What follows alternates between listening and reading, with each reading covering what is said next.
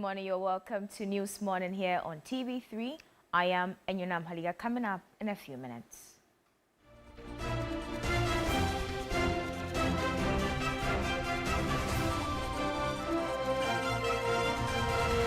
The Black Stars of Ghana secures a first 3 points at the ongoing FIFA World Cup with its opener against Panama. Also in this bulletin, about 10 heads of state arrive in Ghana for the Next Step Summit on the way forward after the UN slave trade resolution starts today. And much later, we'll tell you the Bank of Ghana converts all rural banks into community banks as part of a major financial sector reforms to deepen inclusion and the banking sector's services nationwide. We have details of these stories and other stories. Please stay with us. We'll start off with some good news as the Black Stars of Ghana secured their first 3 points on the ongoing FIFA World Cup in their opener against Panama.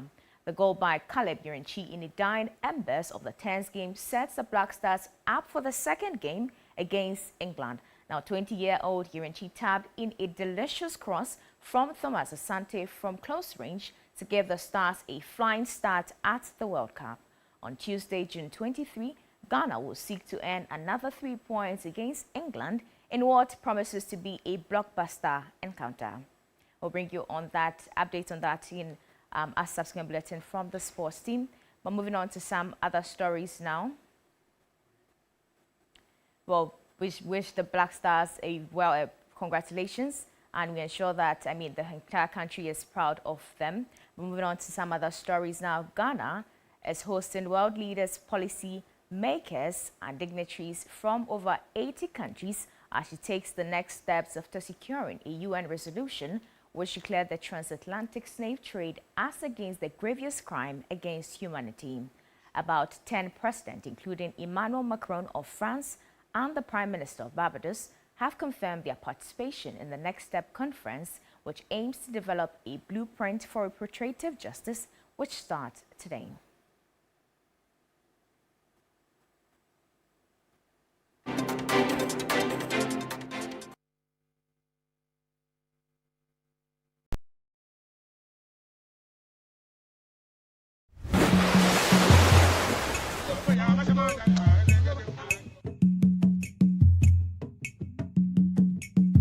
From our historic coastlines, we have carried grace, history, resilience, and purpose.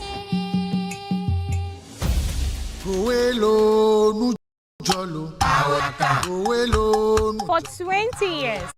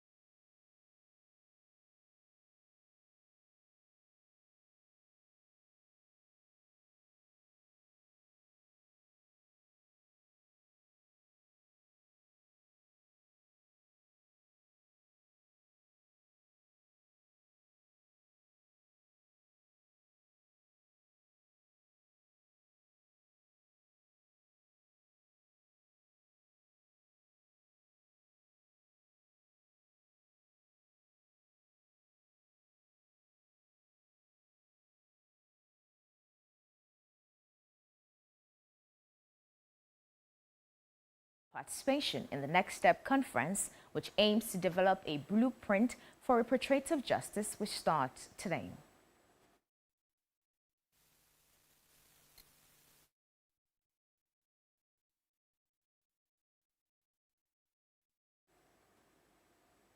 Now moving on to some other stories now, the Bank of Ghana has officially converted all rural banks into community banks under its revised microsector framework. According to the central bank, this marks a significant shift aimed at strengthening community-level financial services and expanding access to banking across both rural and urban areas.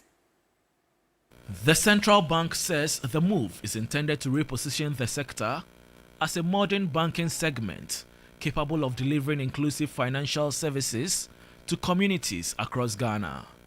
Under the directive, all existing rural banks are required to complete statutory name changes, corporate rebranding, and other regulatory adjustments by December 2026. The conversion comes as the rural banking sector marks 50 years since its establishment in 1976 to promote financial access in underserved communities.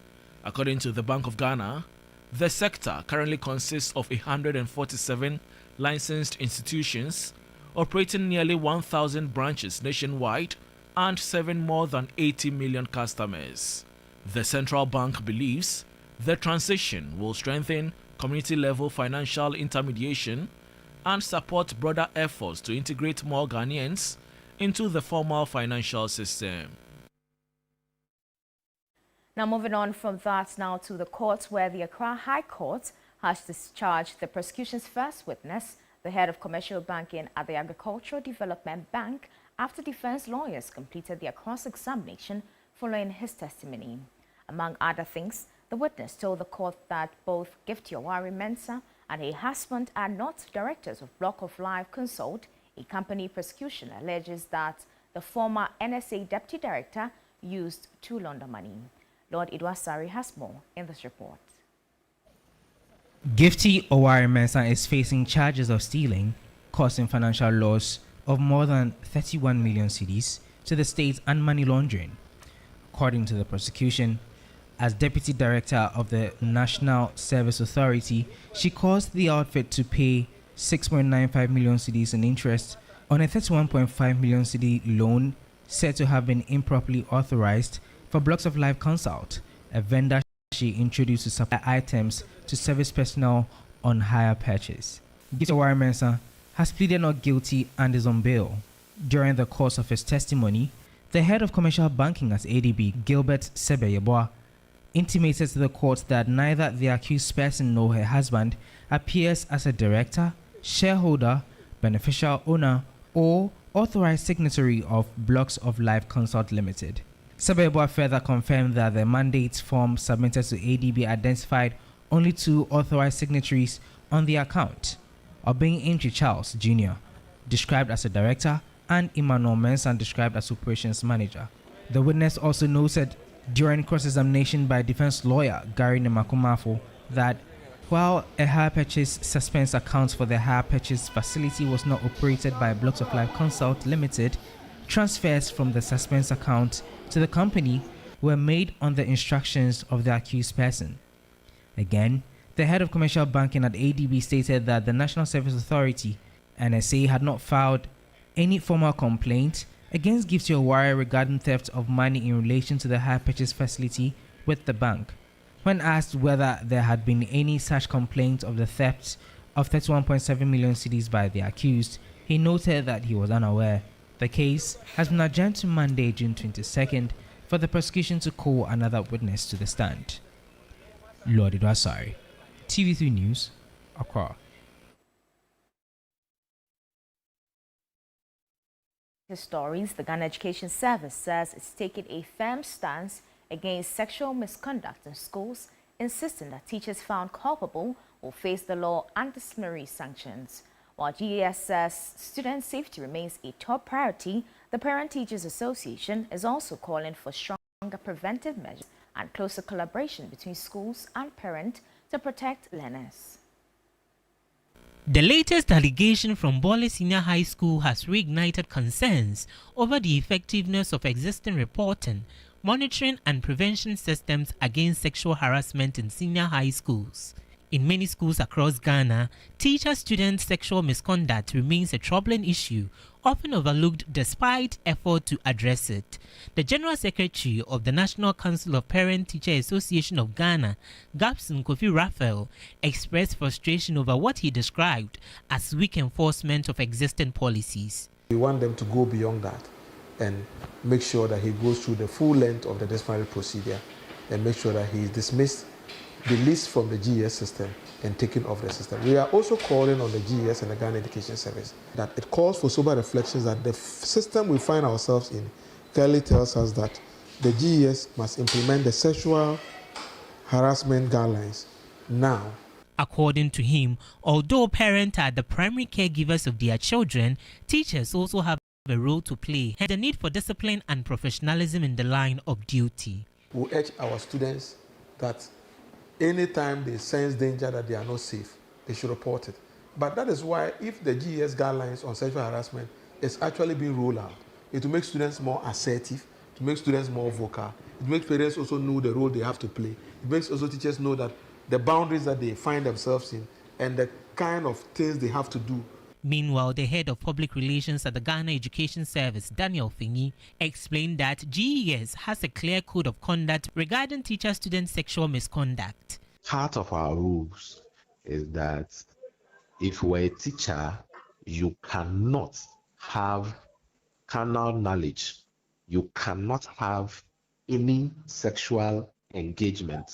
You cannot see the nakedness of a student, regardless of the age. He explained that following the recent incident, stricter measures have been put in place to prevent a recurrence. If you're a teacher and you are found culpable in this situation, you face potential dismissal and even some jail term when minors are involved. We encourage them to report any such advancement from their teachers or colleagues. When they are not comfortable, they should be able to report so that immediate action can be taken. A cross-section of the public shared their views on relationships that develop between teachers and students. GES has done a lot. They do a lot all the time by putting out information on young students not approaching their teachers or teachers not approaching their students. But then here lies the case right now. I think it's up to you, the individual, to also say no when your teacher comes to you to come and ask for something from you that way. Teachers having affairs with students, I don't think is the best. Although it's the teacher's fault, say he's having that affair with, but sometimes it's the students who approach the teachers with those things. So things like this, when it comes out, it puts a kind of bad image to the school first and to the teacher. Sometimes it ends up making the teacher lose his or her job. As investigations continue, the GES says the teacher implicated in the Bole Senior High School sexual misconduct allegation remains interdicted pending the outcome of the investigations. The student is also expected to undergo guidance and counseling as part of psychosocial support.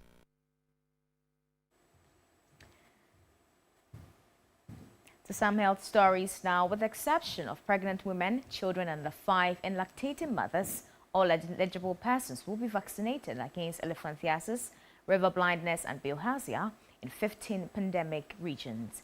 The exercise, which forms part of efforts to achieve the global target of eliminating neglected tropical cases and diseases by 2030, will start on Saturday, June 20 and end on July 3. A report by Sarah Apenkro. Neglected tropical diseases (NTDs) continue to affect millions of Ghanaians despite significant progress towards their eradication. Ghana is currently endemic to 14 out of 21 NTDs recognized by the World Health Organization.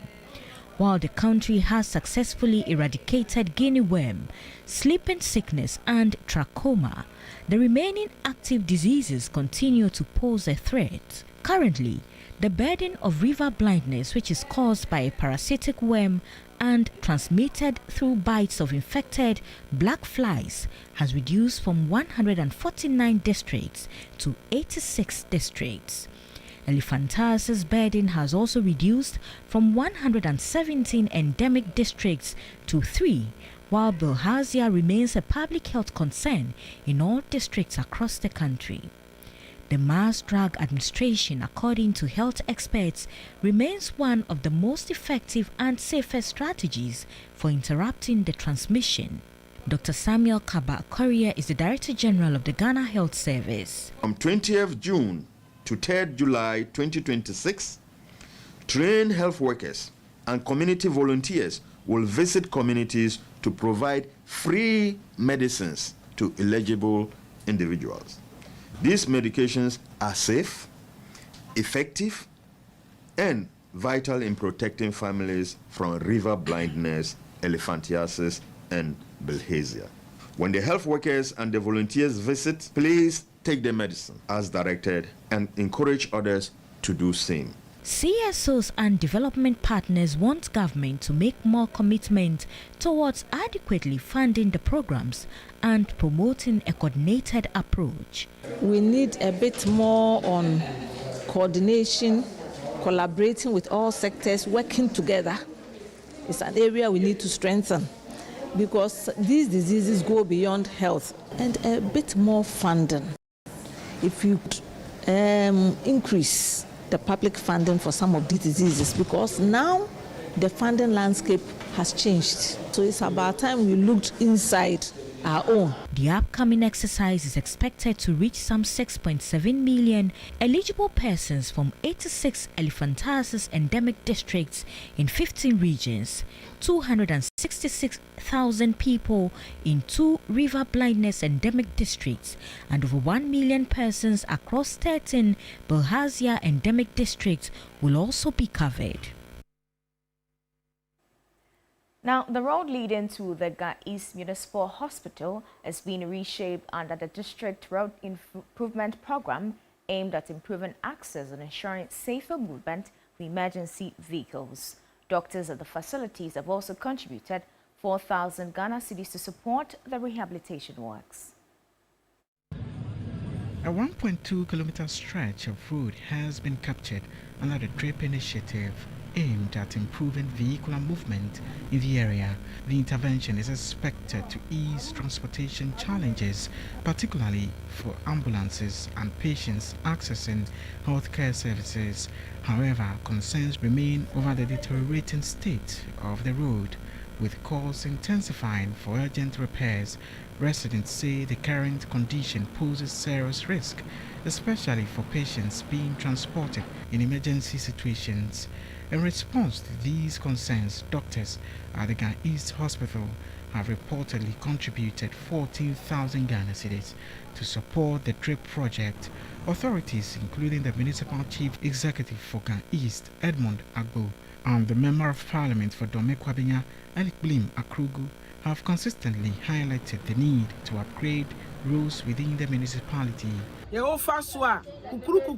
Hospital na kwa dia duro abedu kwa na duro na hwe enya happy o musuku koka estate edura no pa ko gina kwa ho a uba 5:30 a ebebo 7 na oda gina ho ehwo atutu saa ye nante Ghanaians kwa ne de no kwasem enye ne nyame aye adoma ye hu se won twapa so ye sere se won nye ni yie e ma ye nye saa so pinfo bi ko ha na ye emergency e ha dwen pa. Set Agui, DRIP coordinator for the Ga East Municipal Assembly, says the team is committed to completing the project on schedule to ensure smooth movement of vehicles. Last year we had a project that we're doing. We are going into each electoral area for 10 days. We go in there, reshape the major roads for 10 days. Then we move into the next electoral area. We started around August and finished at the close of the year. So this one we are just doing the special assignment. That's the roads that are really bad, because of the rain. Then we move in and reshape them. The DRIP initiative forms part of a broader effort to improve road infrastructure across the Greater Accra region, where significant progress has been made in road rehabilitation. And that's how we end News Morning here on TV3. For more news, please check our website at 3news.com. I am Enyunam Haliga, and a big congratulations to the Black Stars.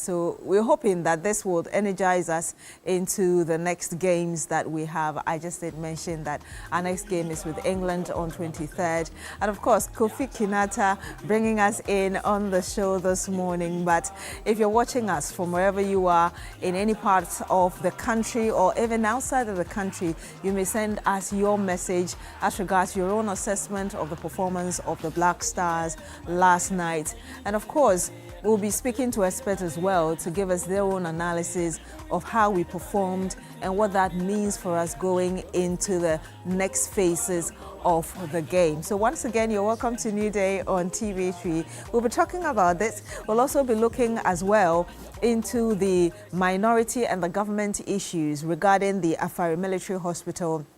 Is it $85 million debt that is left for us to complete this hospital that we understand is already 98% complete? Or is it $500,000 as stated by the minority in Parliament? We'll be looking at that as well and really moving forward. What is left for us to do to complete this hospital? It's a 500-bed hospital, and so the expectation is that we'll be able to finish it and operationalize it so that we are able to deal with the pressure currently on the Komfanochi Teaching Hospital. And of course, a lot more people are able to get access to health and healthcare, and of course, quality healthcare delivery as well. So we'll be looking at that. And then the news coming in that although the former boss of Maslok, Sedina Tamaklo, has arrived in Ghana to serve her 10-year jail term, apparently she's under house arrest. And she arrived on the 9th of this month. How long does it take administratively, legally, for her to be put behind bars after she was already convicted? We'll be looking at all of that. And I just tell you that we'll be speaking to some experts. We'll get the, you remember that in December last year, the sports minister inaugurated the sports fund, which is supposed to help develop really our sports, the sports in Ghana. We'll be looking at how much they've been able to raise and what that means for sports development, the future of not just the national team, but of course of all our sporting activities moving forward and what we need to do right.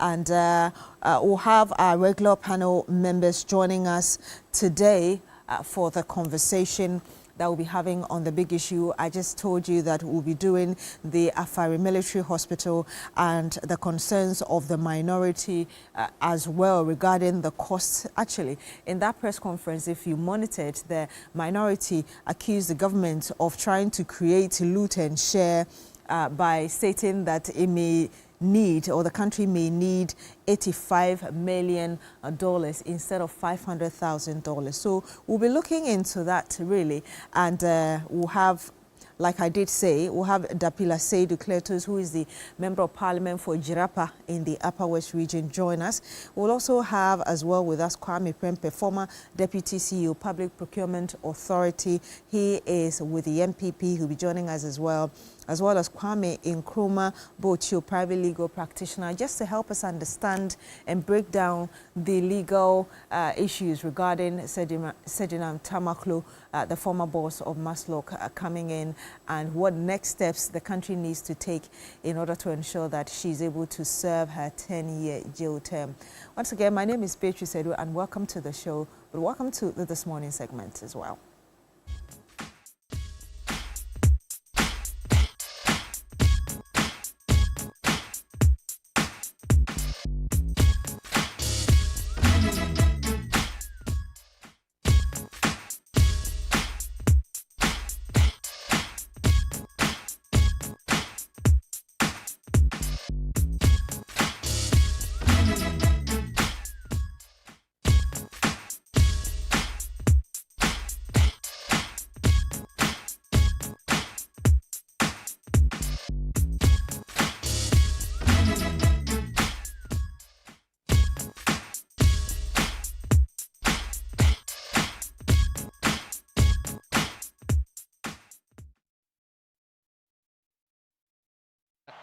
Love a deep run at this year's competition.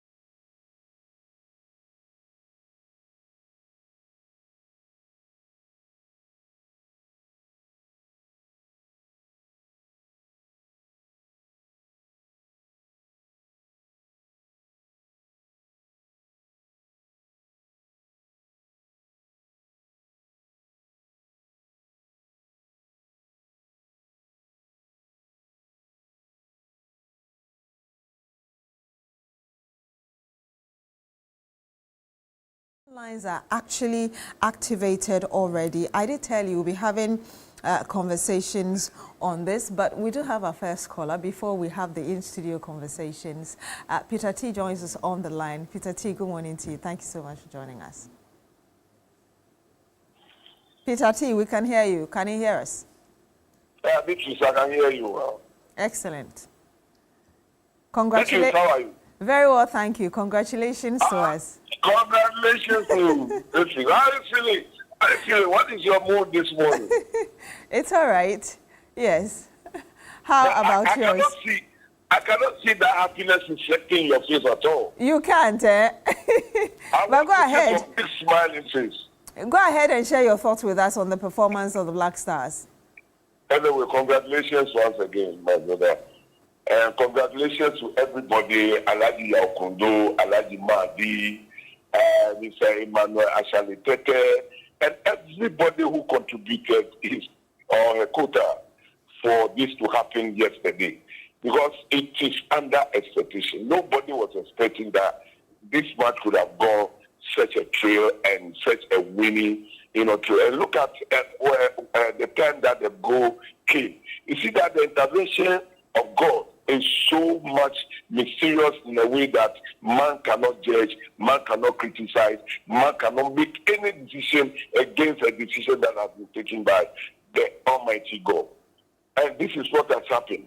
People yesterday were thinking, I don't know what Ghanaians are. When you play into some people's mind, their mind was that, yes, the Black Star was going to win, some Black Star was going to lose. What for? But let's give the thanks and praise to Allah that He has done it. And the next match, please, I think that, you see, Beatrice, one thing that we have never seen before is what happened yesterday. It's always tough for Ghana Black Star. The beginning of their match, especially the first match, it is always a test ground. It is difficult for Black Star to win. But yesterday it has happened. It means that there is some package in this World Cup for Black Star.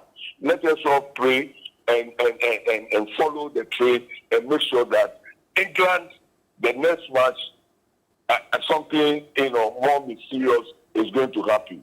Ose Black Star, Ose Ghana, Ose President Mahama, Ose NDC, Ose Government of Ghana.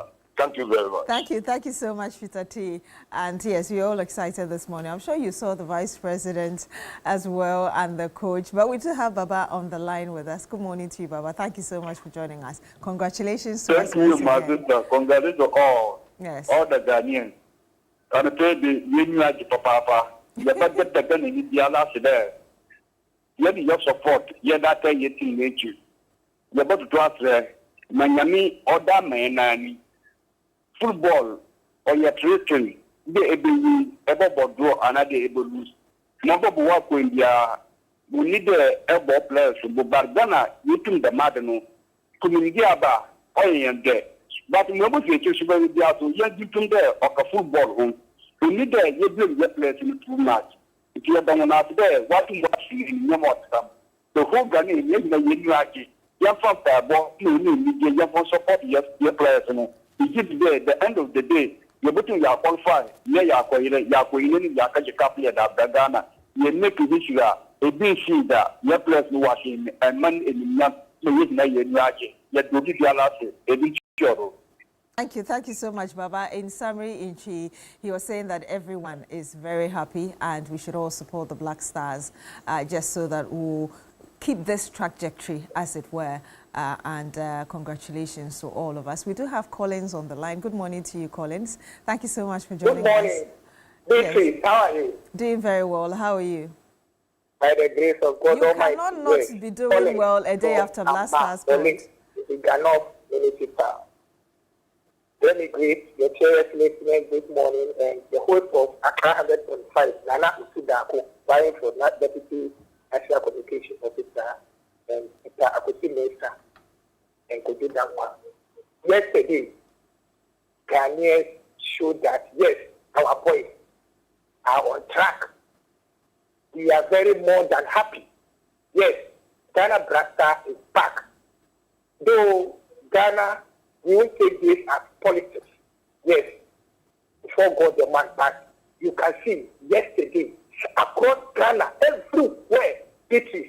I'm telling you that, yes, NDC and President Mahama and Ghana President Rasta is back on track. Yes, everywhere. For the past, in Ghana, like today, yesterday, for instance, nobody, you won't even see or smile that Ghana is going to play a big or tournament like this. I can tell you, everywhere. Okay. But on your television, on TV, and everywhere, Ghana is now moving to a better. And we pray for them for our next match. That is Tuesday. That will surely beat England at the same 1-0 or 2-0. God bless you this morning. All right. So was it good or bad, in your opinion, our performance? No. Okay. Let's go to the water region now. We do have another caller joining us. Good morning to you. Thank you so much for joining us on This Morning segment on Newday on TV3. Please tell us your name and your own assessments of the performance. My name is Wanda Domi Akbonochi from Akbozume, Buta. I'm sorry, I missed the name. Walter. Wanda Domi Akbonochi from Buta. Yes, sir. Please give us your assessment of our performance last night. Good or bad? Yeah, it was massive. Though we are not expecting the last minute goal, but we thank God for that. We thank God for that. Now my problem is, we are Ghana playing ball, and none of the stations are showing the ball. Hello, Wanda. I'm sorry. There's a lot of noise in your background. If you're able to move, I was telling that Ghana is playing ball, and none of our stations are showing the ball. It's our problem. You see, what is the time they play the match yesterday? At midnight, we were there waiting to watch the ball, and none of the stations are showing the ball. What is going on? The whole Ghana. I'm sorry. It's disturbing us. People should do something about it. All right. That's the only problem that I have. All right. Wanda, thank you so much for calling us from the Volta region. We do have another person joining us from the University of Ghana, Legon campus. Good morning to you. Thank you so much for joining us. Please tell us your name. Good morning. My name is Langbong Bimi. I come from University of Ghana campus. Yes, sir. Please give us your assessment of the game last night. Oh, my assessment, I'm not making an answer booklet, but I just want to say thank you to the players and the management team. There are two things I want to mention. One, did you see the way the person who picked the ball and passed it into the 80-yard box? Not even Usain Bolt could have sprinted with him. That shows the level of commitment, and that's what we want Ghanaians to do. And secondly, did you see the show our vice president did? That alone is a moral booster. So I just want to say thank you, Ghanaians. Let's pray for the boy. Bye-bye. All right, bye. Thank you very much for joining us and for sharing your thoughts with us. I do have in the studio with us this morning the Ghana Sports Fund Administrator, Dr. David Kofi Waku. Good morning to you, Doc. Thank you for joining us. Good morning. Of course, I do have as well with us Professor Emmanuel Osei Sapon, and he is in charge of the development of our sports. Getting your, so he is actually the National Coordinator, Schools and Grassroots Sports Secretariat with the Ministry of Sports and Recreation. Prof, good morning to you. Thank you as well for joining us. Thank you very much. Perhaps I can start with you. What's your own assessment from where you sit of our performance last night? Well, I think that before I say anything, I say a very big thank you to you for the opportunity this morning. Speaking from the technical point of view, I think that the boys actually were tactically disciplined. They went into the match with the mindset that football is played in 90 minutes, play according to your strength, exploit the opportunities, and I think that was what they did technically for me. For those who may not be too impressed with the 1-0, because Panama, this is their second time showing at the World Cup, their first in 2018, they were beaten miserably, and they meet a strong team. In this context, as the Black Stars, you're okay with the 1-0 against Panama? Yeah, I think so, because at the end of the day, the most important thing is winning the 3 points.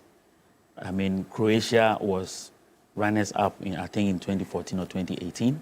But yesterday, they were walloped 4-2. And so if you are stopping today, Ghana is in second position and we have qualified. So whether 1-0 or whatever, for me, I think the most important thing was the win. And I'll come back to you to get more on your core role, which is developing our grassroots, just so we remain strong and significant in this area. But Mr. Woko, your own assessment of the team last night. Okay, sure. Like Prof said, and all other people are saying, I think in the first place, good morning to all of you, and also want to thank Ghanaians for their support for the Ghana Black Star yesterday. You see, football and other games, the beauty of it is that it is not marked like mathematics when you have to check the formula and how you get to your result. The end result is the concluding factor. We have the 3 points. Our boys have done well. Ghana is happy. Africa is happy. We lifted the flag of Ghana once again. We have won the match, and we'll be going progressively like that till we get a cup. Yeah, I mean, Professor Osesapon, we can only remain relevant on the international front if we are able to identify who is within our grassroots and develop them properly. How would you say that is going at the moment? Well, I think that when the NDC government came to power, they saw sports not only as entertainment, but something that is very important in developing our economy, producing a lot of goodies into our GDP. And that was why, if you look at currently, the sports ministry has been restructured, even the name has changed. I think that even bringing the Ghana Sports Fund in itself is a big deal. Which Dr. Woko will talk about. And for me, one significant thing I can say is that sports is something that is a system. And the system begins from somewhere and ends somewhere. So if a government decides that they are going to look at a link that will coordinate activities at the base to ensure that there is transition from the base to elite, that is great. And so for me, the grassroots sport, schools and grassroots sports has come as the link between amateur and elite sports. Because if you go to most schools, you realize that they do sports, they participate, communities play galas here and there, but we don't have any system in place to actually identify the talents and also find a way of honing the talent and making them become bigger. Tell us what kind of structure currently is in such that people with the talent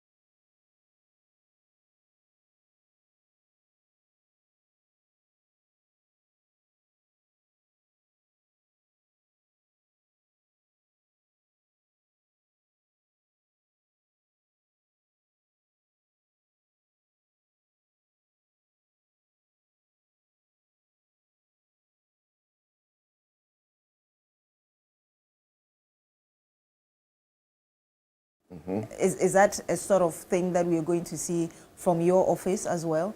The That level of transparency? Maybe more than what you can imagine, yes.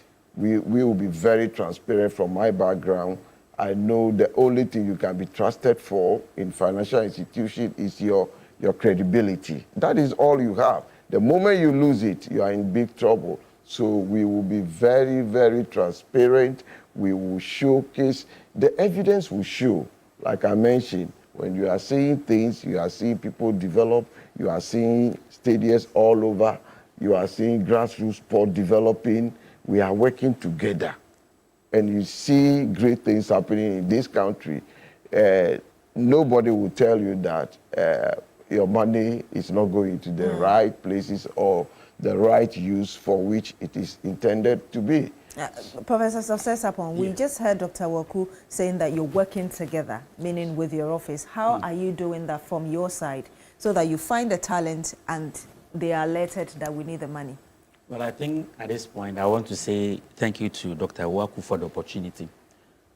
Even before he sets up, he's asked me to come and join him, do some kind of training where he wants his staff to understand the nature of sports in terms of technical, so that will guide them to know where investments can be made. And so as we speak now, we are working together in the sense that if a stadium is built, it is going to develop sports from the grassroots. And once there's that understanding that before anything can be developed, specific systems are required, but finance plays a key role. I believe that is how the working in tandem has been. And so as we speak from here, we are going back to his office to do the training to ensure that people from financial background, for example, who are managing the fund, understand the technicalities of sports, the systemic things they have to put in place to ensure that funds are disbursed according to specific formulae. For example, we cannot say we are funding all the sports the same because each sport has a potential. Ghana is playing in the World Cup. How much is that bringing to the Ghana's economy? And so if you are funding football, are we getting returns? What are the things we are supposed to put in so that football will grow? If you want to fund, let's say, handball, what is the potential of handball? And so how much is it bringing to the economy? So when you look at this and we categorize sports according to potential, definitely the investments will be made and everywhere will be developed so that people will not think that it is only football, but all others. You've partially answered my next question, but I'll still ask anyway. Okay. You've just categorized it very nicely, but looking at the current nature of our sport, which aspect do you think needs serious development now and needs a priority beyond football? Well, sports funding should not be event specific. It should be systemic. Like Doc said, if you want to fund sports, there are categories because sports itself is a system. That system is made up of infrastructure. That system is made up of talent identification. That system is made up of technical officials. That system is made up of even other officials. So if we are watching sports and we see a talent and there's no opportunity for that talent to be developed because we don't have coaches who are highly technical, that opportunity of improving on that person's lot will not be there. And so if there's a talent and we cannot have facility to hone that person's skill, where have you gone to? Let me ask you this question that I believe Dr. Waku can also answer briefly. Because we're running out of time, but we know that sports now is not just about physics. It's also about your intellectual capacity to be able to learn the tactics and all of that. Do you have scholarships, for instance, in mind that would help people train mentally so they are developed 360, as it were? Yeah, for example, yesterday when the Ghanaian coach was asked how we were able to beat Panama He said that we won the game with intelligence. And sports actually is mathematics. It uses a formula. You look at the opponent, but if you don't have the training, it will be difficult. And so if we want to develop sports, like I said, the whole ecosystem should be developed. Players, coaches, facilities. And when it comes to coaches, one aspect is the psychological aspect, because research has shown that that is the most difficult portion, and that is where mostly we ignore. And so the training of coaches, the training of athletes. I think recently, 3 students from Ashanti region were given some scholarship to go to Kenya and train for a week. And these are some of the things Dr. Waku has promised, that once we get the talents, the outfit is ready to ensure that these talents are given the needed support. And so for me, that is very key. What have you got to add on that? Yes, to add on that, to say clearly that sports fan is the game changer. Sports fan is going to change all aspects of sport we are talking about. One aspect we don't even mention is the welfare of the staff or of the sportsmen. You can see clearly that even in the matches that are being played, some players are being very careful because their life depends on their leg. If anything happens now, what is the system in place to take care of that? So, sports fan. Like Kudus? Okay, and many more. So, we really planning to put a welfare system, a well-structured welfare system that takes care of all sportsmen. You mentioned about development of, let's say, education or intellect. Yes, yesterday I was having a meeting with a man who walked into my office, and the child is playing lawn tennis just in GHS, and this girl could go to the highest level. And the evidence was that in other parts of the world, this kind of people, you don't even send them to the normal school stream. You have private education for them at home.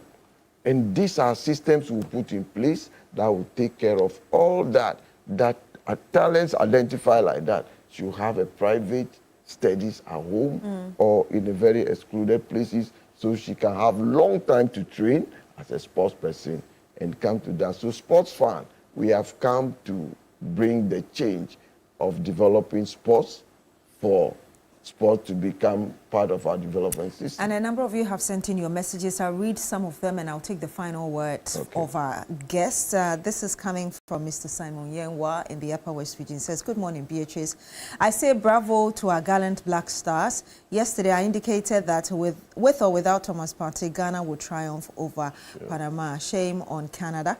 And Aziz Donla says the Black Stars didn't only demonstrate their ability and resilience to connecting the dots in this tournament, but also showed their determination towards resolving the lost hope within citizens. A number of you have sent in your messages. I'll try and read them quite later, but thank you for sending in your messages. 30 seconds from you, your final word, and I'll take the same from you as well, Doc. Well, I think that at this point, what I would say is that sports is a system. Funding is key. But we believe that with the collaboration we have had so far as grassroots sports and the sports fund, we believe that Ghana sports is going to be the next big thing, because I have the hope we are going to put structures in place that will overhaul the way we see sports. Dr. Wako. Yes, okay. Finally, I also want to say that, see the beautiful dance our VIP, our Vice President, gave yesterday. It's a high-level morale booster. Yes. So do I want and call upon all corporate Ghana, calling upon the President, all people in authority to support sports fund, Ghana sports fund, so we can build a system of resilience, sustainable way of funding sport for sport development in Ghana. Thank you very much for this opportunity. Thank you too for coming. And that was Dr. David Kofi Wako. He is the Ghana Sports Fund Administrator. Of course, we've had with us as well Professor Emmanuel Osei Sapon, who is the National Coordinator, Schools and Grassroots Sports Secretariat, Ministry of Sport and Recreation. Thank you very much, gentlemen, for joining us in studio and for helping us understand that there are structures being put in place for our sport to remain relevant. Well, pack up your day the Milky Way with a rich, smooth taste of Peck Milk Shortcake. It is just pure delight, and you can find them in all grocery shops around you, in and out of your community. When we come back, we'll bring you the big issue and some more. Do stay with us.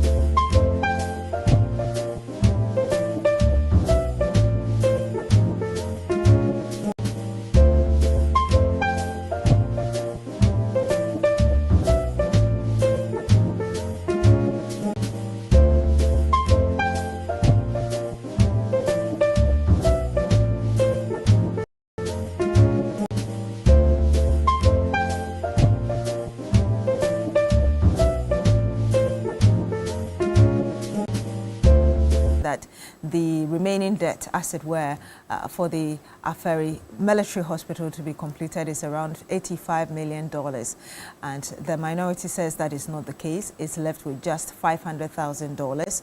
We'll be looking into that and really what is left for us to complete, really, the Afari Military Hospital in order to operationalize it for a facility that was started under the Kufuor administration from 2008 up until now. Many people are asking why the 500-bed hospital is currently not in operation. We'll be looking into that. We'll also look into the report coming in that although the former boss of Maslok, Sadina Tamakula Tionu, has arrived in the country. She did on the 9th of this month to serve her 10-year jail term. Apparently, she's under house arrest. What does it take legally and administratively to ensure that she goes straight to serving her 10-year jail term?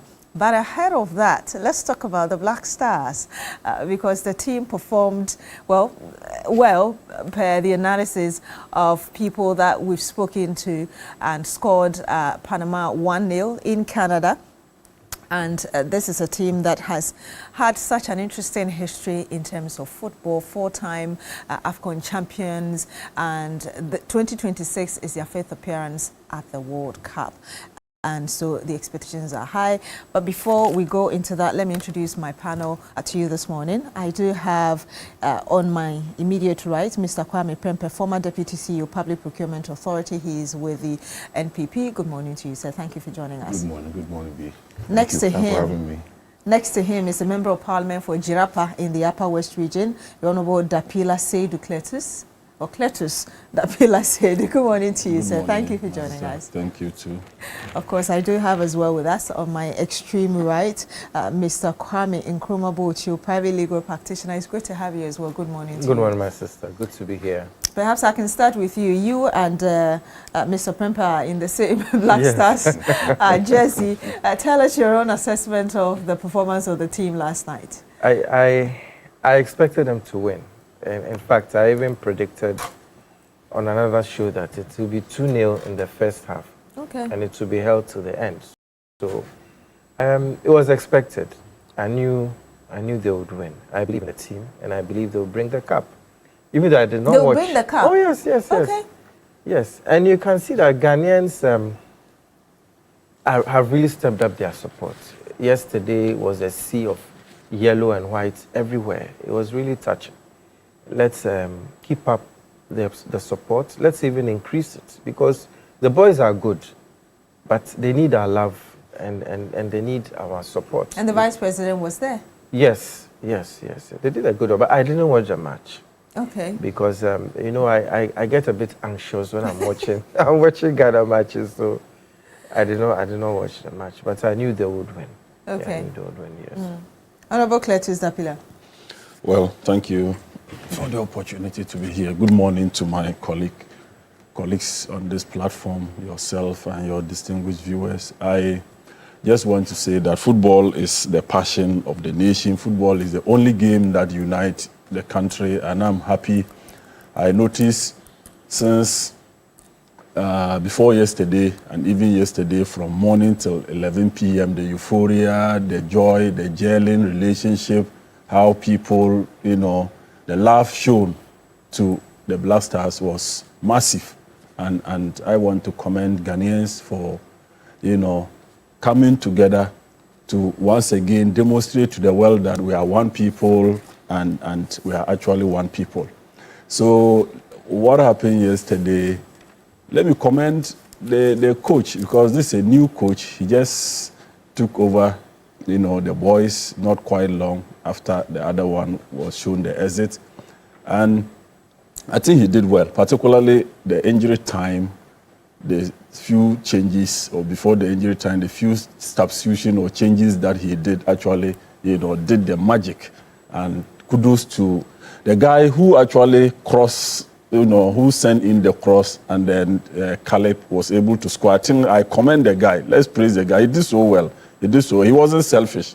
He knew he couldn't score, and he actually did what he was supposed to do. I think a lot of people have been expecting that. That's teamwork. Football is a teamwork. You must not be the one to score, but once you score, all of you, get the name. And I'm happy that he wasn't selfish. He demonstrated, patriotism by, giving it to the right person at the right time.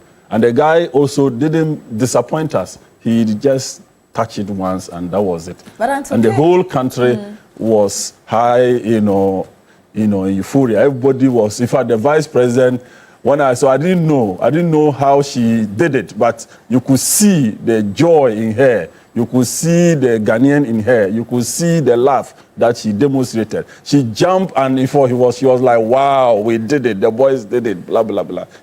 Kudos to the team. We expect more from them in their next game. But as compared to the Black Stars, I mean, this is our 5th appearance. Panama is their 2nd, having appeared first in 2018. We just heard him there saying that he was expecting like a 3-0. Did you expect more than the 1-0? No. Me, Ghana, usually we don't score much. Sometimes draw 1-0. Even many people also observe that many of our World Cup opening games, we usually don't win, but at least this one we won. So we can only expect more from them. Let's demonstrate the spirit of love. Let's show them that we are standing by them.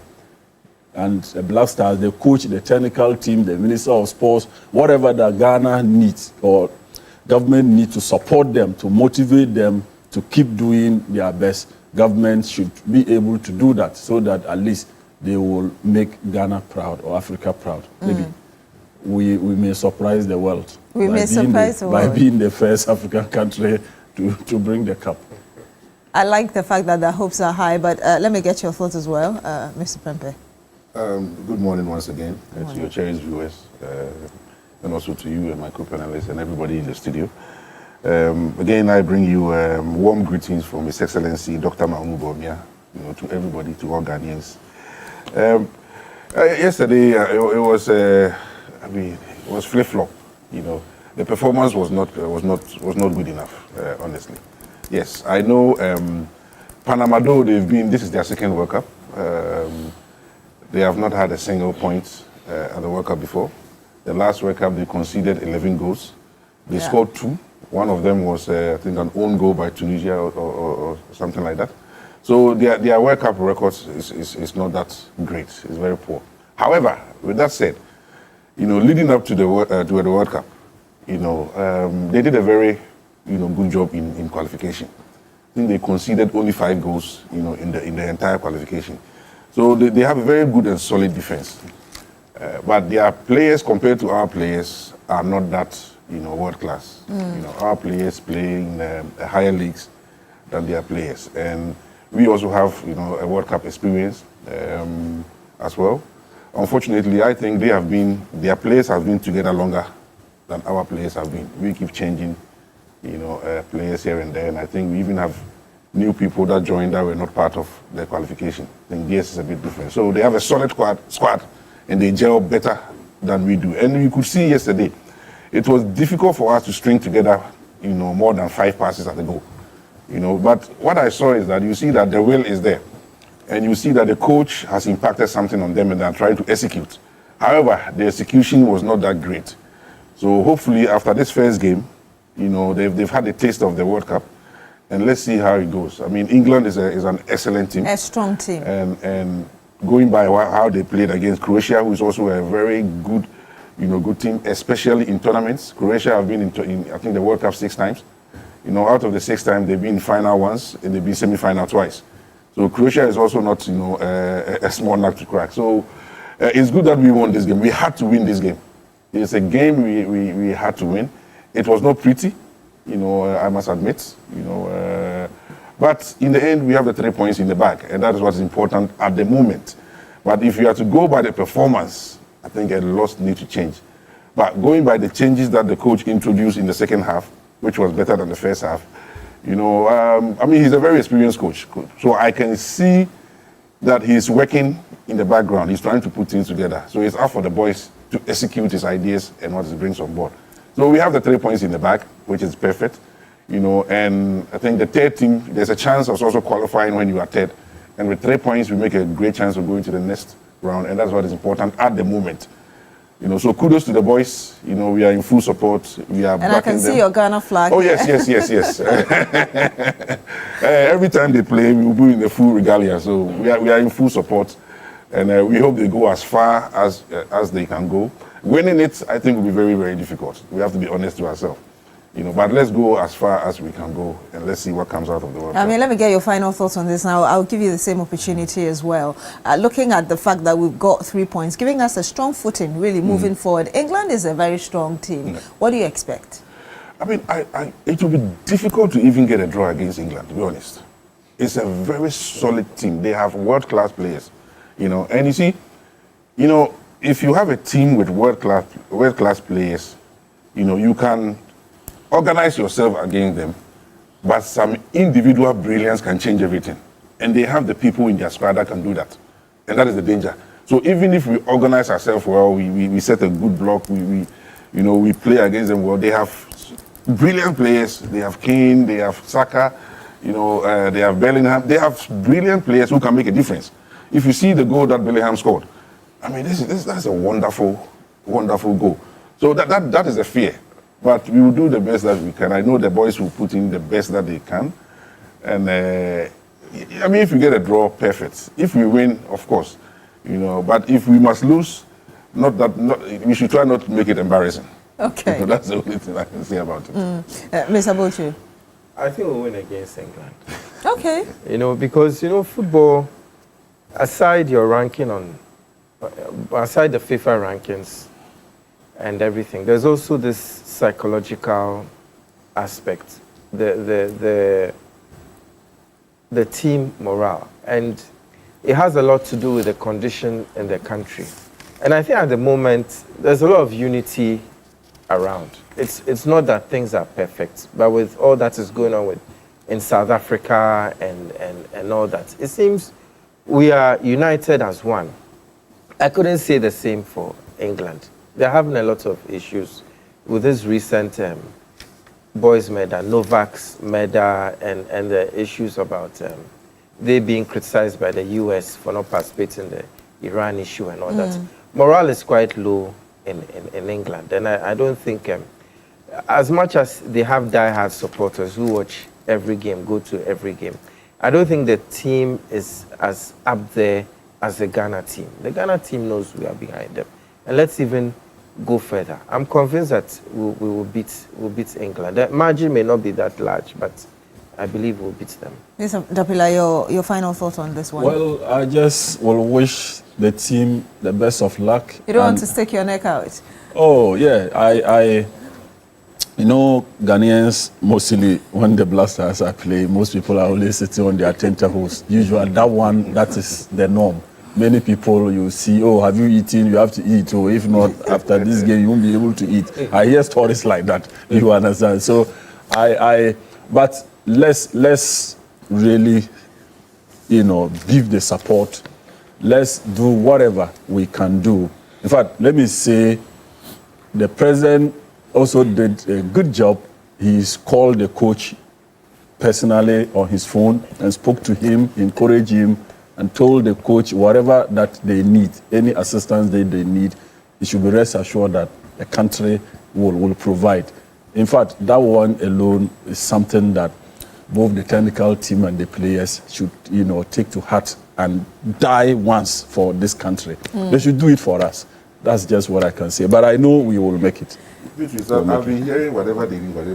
I hope we don't have another, Brazil 2014. No. We've gone beyond that. We've gone beyond that. Indeed. And I want us to move to the Afari Military Hospital because, as you're aware, over the last few days, we've had a lot of conversations on it with a minority raising questions about why the government has not completed and eventually operationalized this military hospital, which has been on since 2008, and also the claim that the amount left in terms of how much to pay is not $85 million, but also $500,000. And we've also had a former flag presidential aspirant actually of the New Patriotic Party, Kennedy Ejapon, also talking about this. He claimed that the MPP under the Akufo-Addo 8 years government didn't do anything about it, so shouldn't be putting unnecessary pressure on the current government. We'll be going to the Ashanti region to speak to correspondent William Evans Inkum to bring us an update on it. But first, let's watch Kennedy Ejapon and exactly what he said regarding this Afari military hospital issue.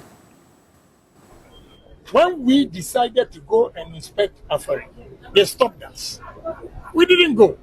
So I heard somebody talking 15 months. Has Afari hospital been there for 15 months? We were there for 8 years. You didn't do it. Don't blink your eye. See, we are not doing politics. I'm speaking the truth. This is Ghana. Stop that. We will criticize NBC, we will criticize MPP. That's the only way to go. I was chairman. NBC started this. Why didn't you complete it? You were there for 8 years, you didn't complete it. When somebody comes for 15 months, then you have a problem. Please, give me a break.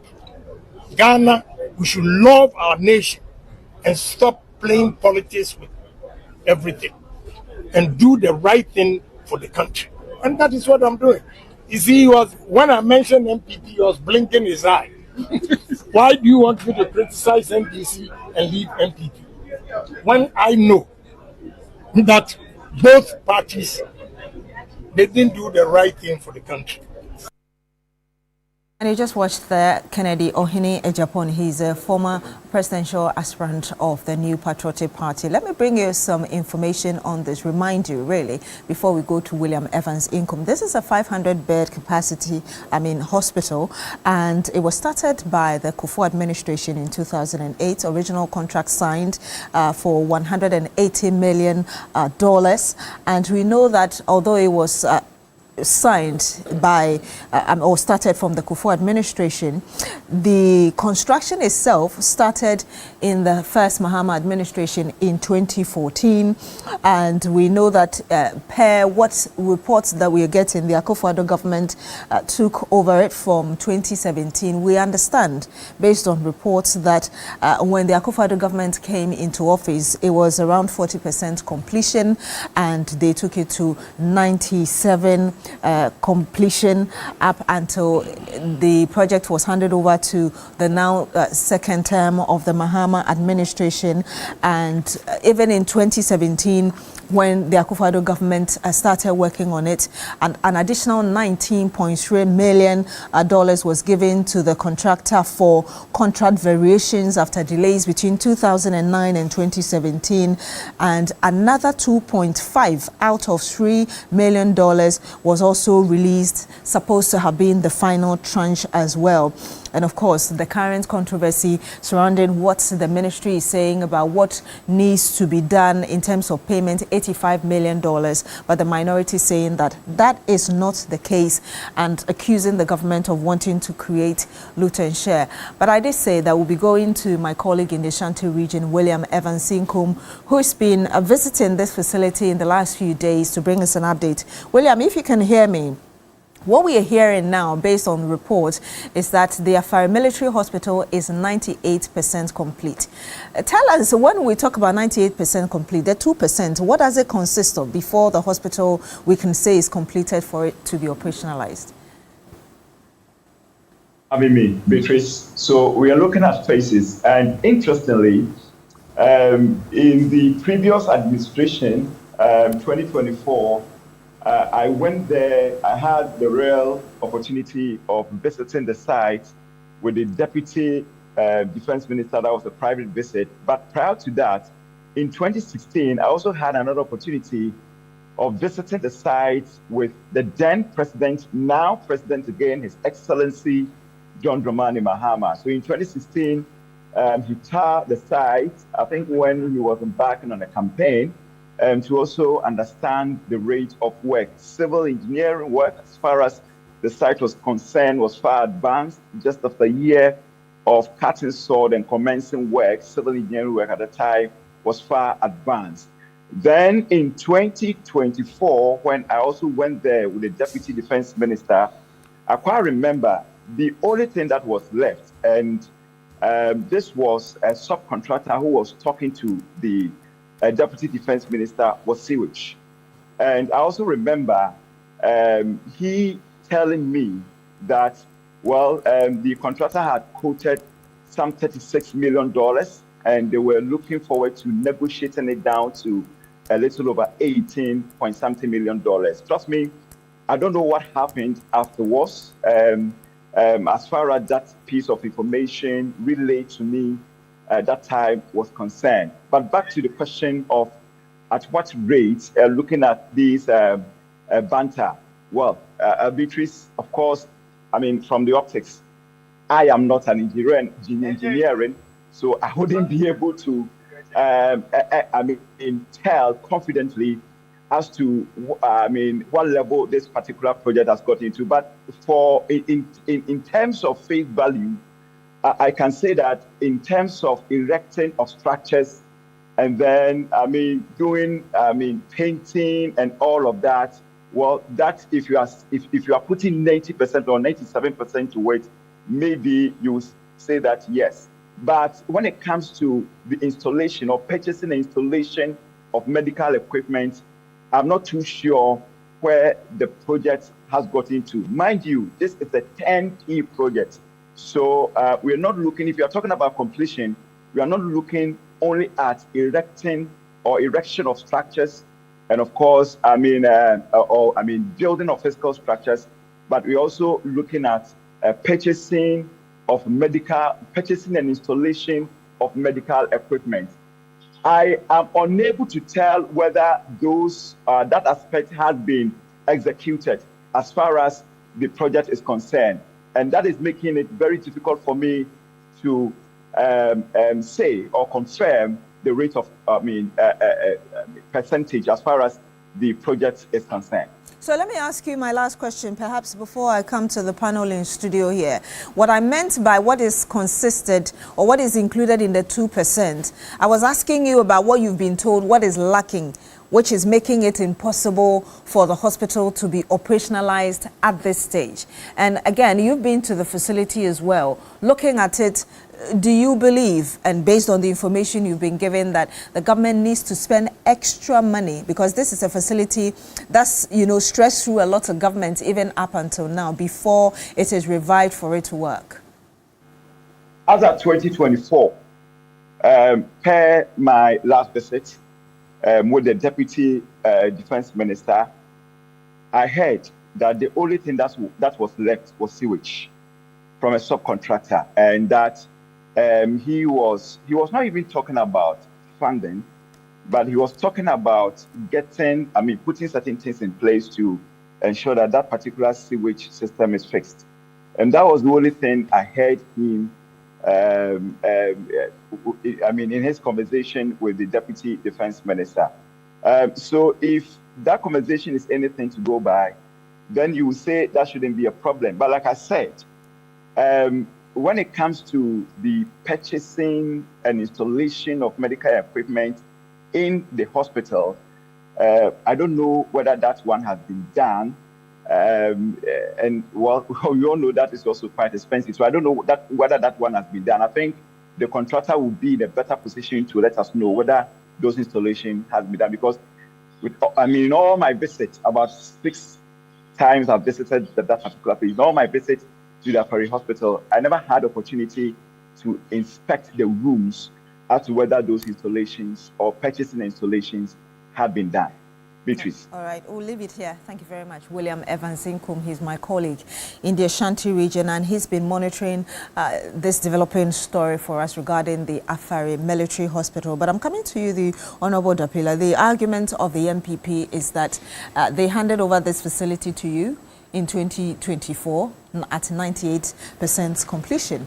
So 15 or a little over 15 months after you came into government, why hasn't the completion been done and eventually operationalized? Well, thank you once again for the opportunity to comment on this matter. I want to state here that the hospital construction work was actually started in 2014. So between 2014, 15, 16, that was 3 years 3 years, the NDC did some 40% of the work done.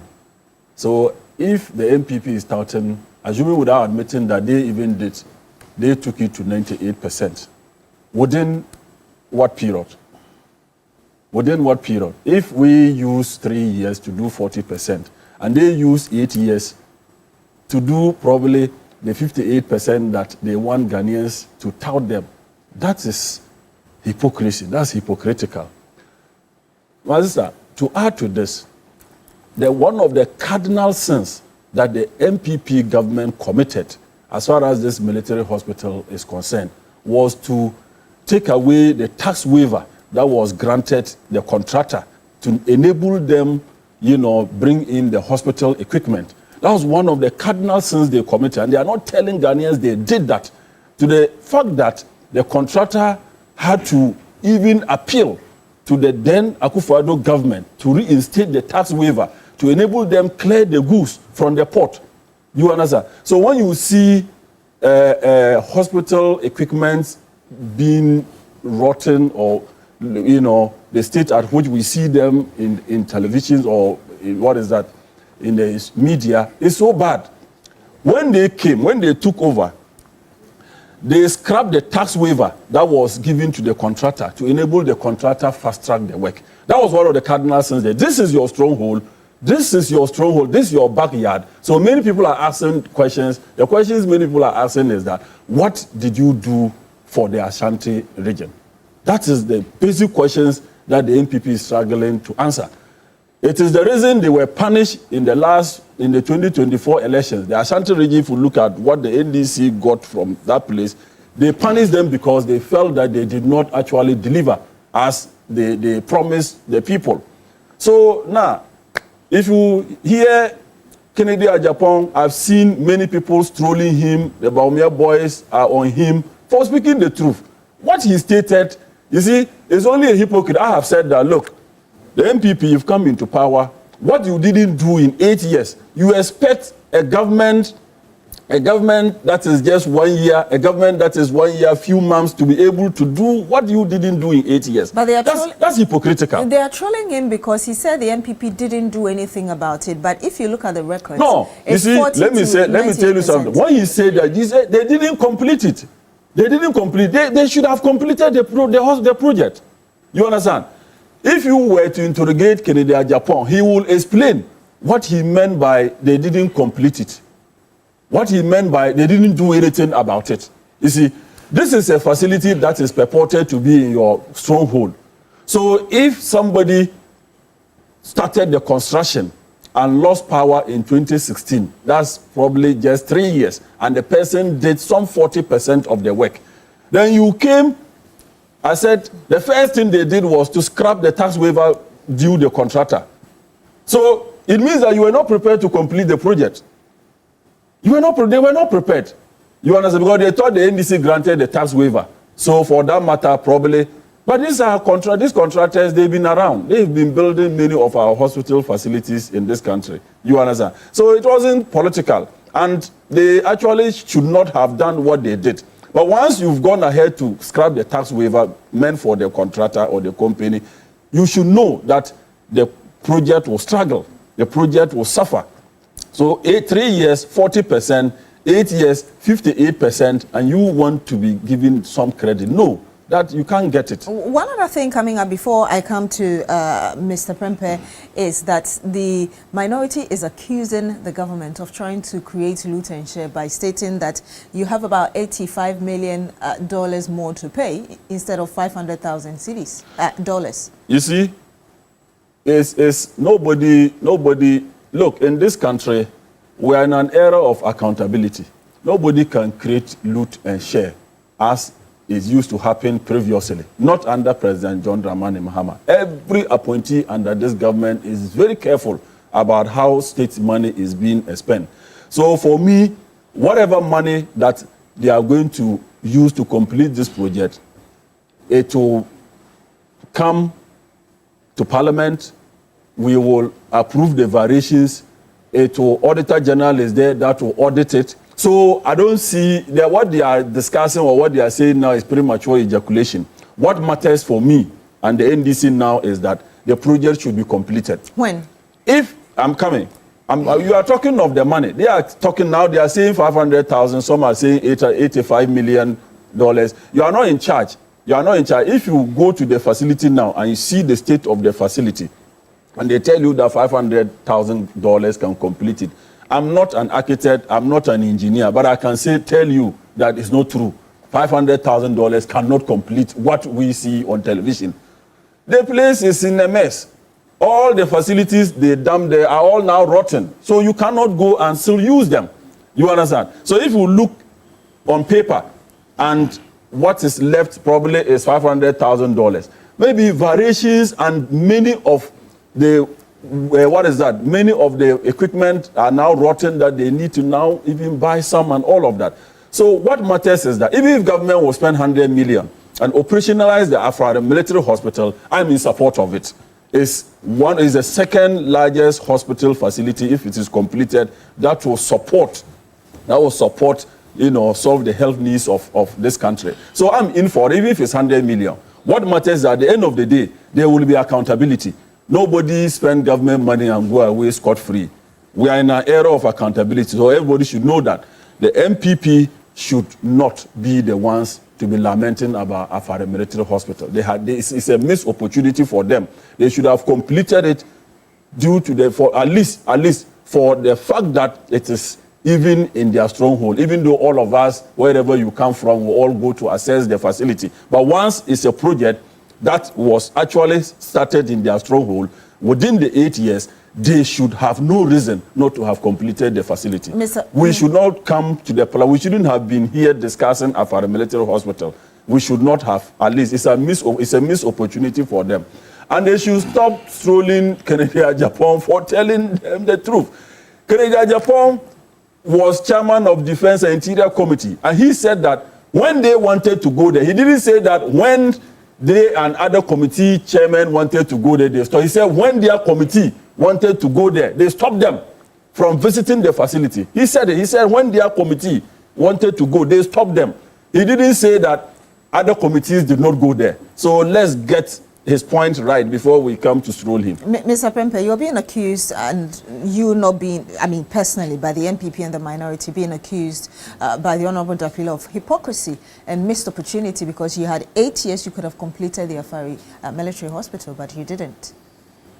Good morning once again. You're back again.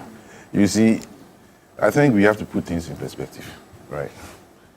I have heard a lot of things being claimed by Honorable here, which are not factually correct. Right. Now, what is the case? The case is this project was started in 2008. But let's be mindful, it is not the only project under Irrigate that was started in 2008. There were 9 projects that were started in 2008, which was inherited by NDC. From 2009 to 2016, not a single one was completed. None. Not one out of the 9. We are now concentrated on Irrigate projects. Out of the 9 projects that were started, that falls under the Irrigate, from 2009 to 2016, not a single one was completed out of the 9. Now, fast forward to 2024, 7 out of the 9 were totally completed, commissioned, and were working. And then you have the 2, which is the Afari, and one other. The Afari was 98% complete as of December 2024. Which is confirmed by the NDC themselves when they came to power. The documents that was handed to them by the military leadership said it was 98% complete. And the one other was 68% complete when they came to office. So we are not only talking about Afari in isolation. It's a whole project of 9 hospitals. And out of the 9 hospitals, in 8 years, MPP completed 7.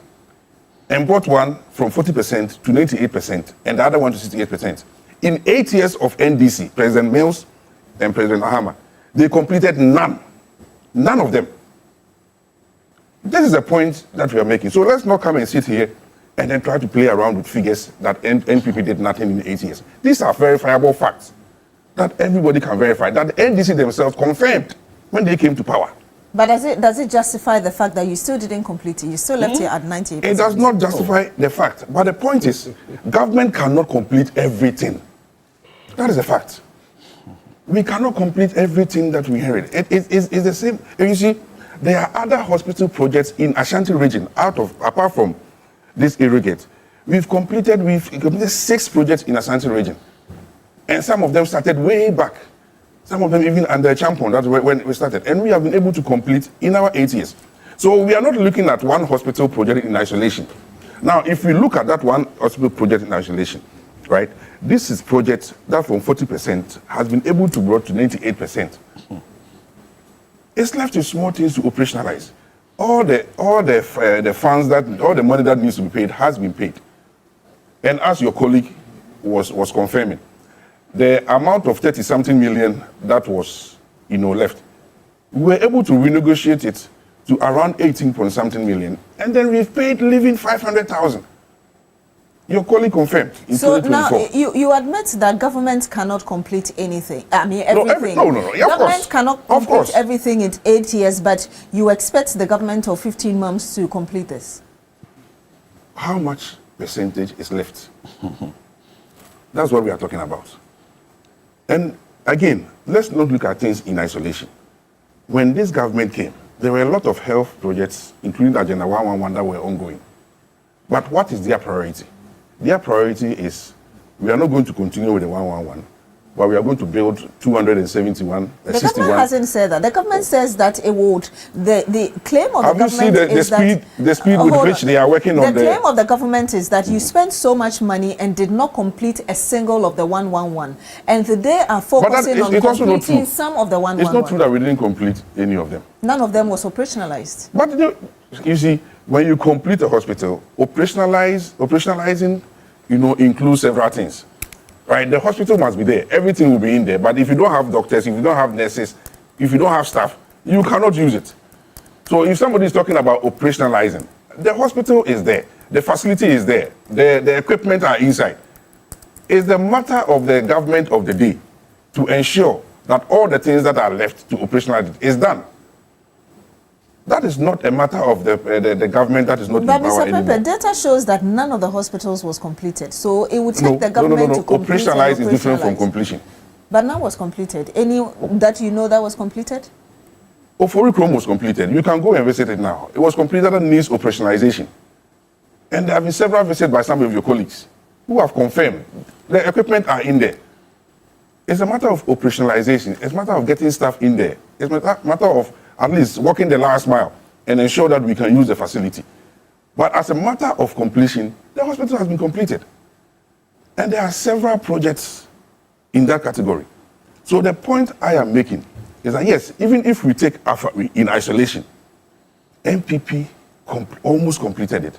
It's a matter of this government prioritizing this and completing it. But there are other projects that we inherited, that we completed fully, that are working now. We have what? We have several of them. In Ashanti region alone, I can list about 6 projects that we completed, we inherited and completed, and that are working at the moment. We have Bekwai, we have Tepa, we have Konongo, Fomena, Kumewu, Sewa. These are all hospitals that are working as we speak now. So yes, we didn't complete everything. And I said, no government is expected to complete everything. You can't. You heard the Honorable Government is continuing. Now let me come to the tax waiver exactly, issue that's what that I was Honorable going was talking to. about. Yes. That is a complete falsehood. When we came into power, there were certain directives that were issued by the Minister of Finance in terms of tax waivers. And it wasn't only the Afari or only the irrigates that was affected. It was a general directive that affected all tax waivers. And this issue was resolved. It was resolved and they were able to clear everything. So what are we sitting here talking about that day? This was resolved. In 2022, the tax waiver law came into being, and as we speak now, it was resolved. So what are we talking here? Saying, okay, they had a tax waiver issue. They had a tax waiver, please. They have a tax waiver issue in 2017. That means that was the reason why they were not able to complete the hospital. That's a complete falsehood. It's a complete falsehood. But the fact remains is that we inherited 9 projects. 9 projects from the irrigate. Out of the 9 projects, They were all started or initiated in 2008. From 2009 to 2016, NDC completed none, not a single one, in the 8 years that they were in power. In the 8 years that we came, we completed 7 out of the 9. Now and the 2 that were left, one is 98%, one is 68%, when we left power. So we can't come and sit here and then act as if NPP did nothing. Now, on the issue of the amount of money involved right now, which is one of the things that a number of people are talking about, the Honorable Dapila is disagreeing with the fact that it would take about $500,000 to complete this project because due to the delay of this project, of course, construction in 2014, up until now, a number of the equipment in there probably may not be good enough to use, and the government would need to spend more than the amount you're quoting. How do you respond to that? We shouldn't sit here making wild assumptions, right? When NPP were leaving power, the amount of the, certificates and the discussions that have gone on, the payment that was made, what was left to be paid to the contractor was $500,000. That was what was in the 2024 report? Yes, that was in the report. Now, if anything has changed within the 18 months that NDC has been in power, they should let us know what has changed. We shouldn't come and sit here and say that, yes, when I went there were bushes, there were this. Your colleague even said he has not gone inside. But here is Honorable sitting here that the equipment are rusted. Based on what? Is he saying the equipment Have we are asked rusted? whether he's visited and seen it? Have you seen the equipment that were rusted? Based on what? And let me also emphasize that when you say you have paid a contractor an X amount without any further details, it is not implying that it's only for the work that has been done already. It can also imply for some work that needs to be completed. You get the point I'm making? So let's not sit here and make wild assumptions and say we will need from 500,000. We are now made to believe that equipment are so rotten, they're so decayed that we need $85 million. He's given assurance. How does it make any sense? He's given assurance. The whole project was 180 million, and then due to the changes in locations and all that, a variation came. And then the valuation was less than $20 million. Now you are sitting here that because the equipment has been left to rot, within 18 months, we have to pay $85 million. The assurance he's giving is that this is a period of accountability, and so whatever amount of money that is being quoted, you should be sure that there will be accountability. Accountability of what? I mean, we have to be realistic, and sometimes we have to use logic. Right? You can't tell me that a facility that costs $180 million to put up and a variation of less than 20 million.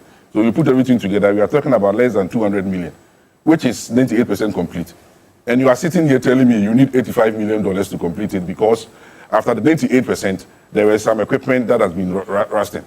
How does it make any sense? How is it logical to any sensible person listening to us this morning? Let's be realistic. Ms. Nkrumah Bochio, let me get your thoughts on what's going on. I mean, again, like I said, the project was signed in 2008, $180 million, and the real work started 2014.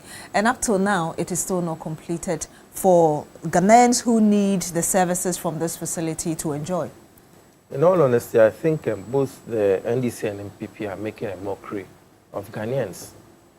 You see, if you are going to look at this critically, and from my research, both the MPP government and NDC government, prima facie, are guilty of willfully causing financial loss to the state. The original contract amount was $180 million. Because of change of location issues, we incurred an additional unnecessary amount of $19.3 million. Who's going to account for that? And as at 22nd October 2016, one of the contractors at the site was on air saying that the project is 90% complete. That's as at 2016? 2016, 22nd October 2016, that it is 90% complete. And then we have Dr. Nsiasare, when the issue came up again, saying that as at 2024, it was 96 to 97% complete. Then Presidential Advisor on Health. Yes, and was going to be opened in March 2025, which means that NPP did only about an extra 6 or 7% in addition. You see, but let's admit that there are so many projects, as he said, you cannot complete everything. And then there was an extra 6.5 million or so demanded, which they negotiated down to 3 million and paid 2.5 million, meaning that the money that has been paid on the project so far is 202,500,000. So if you look at the calculations, NPP may be right that there's a balance of 500,000 left. Maybe, based on 2% left. But Dr. Nsiasari says 96 to 97%. So the percentage left is even in doubt, you see. But if you're going to look at this 202 million, 250 or 500, yes. If you're assuming that I didn't pay the $500,000, that means the total contract sum, we've incurred an additional 20.3 million, which wasn't necessary, you see. So if you're going to look at the average, if there's 2% left to be done, it shouldn't cost more than $4 million. If the entire 100% is $202,300,000, then the remaining 4% should not cost more than $4 million. So by saying $85 million, that means you are demanding an extra 42% of the total amount, unless there's an extension or something being carried out. If not, and this 85 million is approved, that means that NPP and NDC together have wasted $100 million plus. Because if this $85 million is added, then we are looking at about $290 million in the end, right from 180, which means about 110 unnecessarily. But however, maybe I have looking for sound bites of that $85 million. I haven't seen any. So at the moment, I think it may be an allegation, but I find it hard to believe how 2% of a project that costs $182 million balloons to $85 million, which is 42%. Now, you opened your submission with the fact that both MPP and NDC have caused financial loss to the state. Yes. Are you calling for individuals who played a role in this entire project to be questioned with this very charge, as it were, in mind? Exactly. And even Honorable Kennedy Japan's statements is evidence enough. It's evidence enough that they did nothing about it. People should be called to book. Because what we see now is anytime there's a change in government, a few people are picked and prosecuted. But those amounts that the people are prosecuted for, this is also a large amount. People should be called to book. Why that $19.3 million? What caused that change? They said contract variation. Ghanaians should know what was wrong with the original contract. And if there was a contract variation, why the 19.3? And even if that 19.3 was approved, then why did NPP, because NDC did 90% completion, which of course is quite appreciable. But why only 7%? That means that you left the place idle for 8 years, meaning that as for the decay, it's likely. With the rains and everything, things may have become moldy, and this is a hospital. The standard of hygiene should be at such a level that the drainage and everything, if not well done, you may have to break and do everything. We heard William telling us about the last time, 2016, what was left was the drainage. The drainage, yes. And it may seem like it's just drainage, but this is a hospital. This is not an ordinary place. Everything should be at the top level. You understand me? So I think this we should keep on interrogating this issue. This may actually be the game changer that will let both parties sit up. Admittedly, both parties have done a lot. I can't condemn them, say they haven't done anything. But you should let them take another look at how they approach projects. You don't just dump all the projects, I mean, on the table. Let's say, let's do a bit of this, let's do a bit of that. No, you don't do that, because this is Ghanaians' hard-earned taxes. Even if it's a loan, you are taking a loan in the name of Ghanaians who, at the end of the day, will not get a hospital bed when they are ill. Let me take another look at this. Let me come back to the Honourable Dapila and your response to what Mr. Prempeh said, that you're not being completely truthful with the tax waivers, and also the points being made by Mr. Bochu that actually both MPP and NDC. What is my brother saying about the tax waiver? The tax waivers were taken off. And it's the a fact that, and also the you fact, understand? But I'm saying that, yes, look, let me tell you, and the also contractor. The point being made by Mr. Bochu that actually both parties should be held accountable for financial losses. I just want to put on record that the issue of the tax waiver that I stated here is nothing but the truth. Look, you don't get the company itself had to appeal to government to restore the tax waiver for them, to enable them to listen. It took time. But and the container, listen. So I'm now telling you that. Finish, do you know when that happened? Why do you say that? Time is of essence. No, but you are sitting at that time. You are saying Mr. Prempeh, yes, it was taken away. It was restored. Mr. Prempeh, I'll come to you. Please. I'm saying that you take it easy, my brother. Take it easy. These tax at the time that the company had to cry loud for government to restore the tax waiver, their containers, they were bringing equipment and they were at the port. They could not clear them. And demurrage, I don't know how to put it, but the containers or the equipment started deteriorating. That's the point that I want to make, that all of this delayed the job, delayed the project. So now. You understand? No, you don't come in. Let me also state that the project was started in 2014 and was supposed to be completed in 2018. You understand? I was supposed to be completed in 2018. Somebody did part of it. You came within 8 years. You did what you did. And look, they are not ashamed, the MPP, my brother. Just admit that you didn't do well. Your stronghold, a project in your stronghold, you failed to deliver. The people punish you. If you want to rewrite your wrongs, just apologize to the people.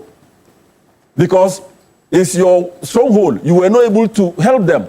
But at least when you get any opportunity again in the long future, you will not do that again. But don't come and sit here and want to blame the NDC for coming into power for just 1 year and some 5 months. No, that will not be fair. You won't be fair to the NDC. And Ghanaians will see that you are being hypocritical. That's the point that I'm making. As for the NDC MPP that my brother talked about, that all of us have to take some blame, I admit that all of us have to take some blame. But you see, one did few years on the project.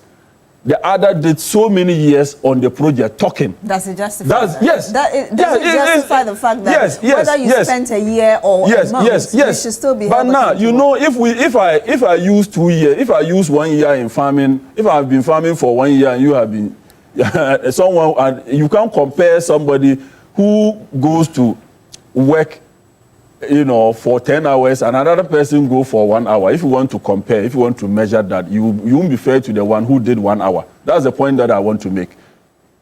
Other than that, we all have some blame, and I admit that.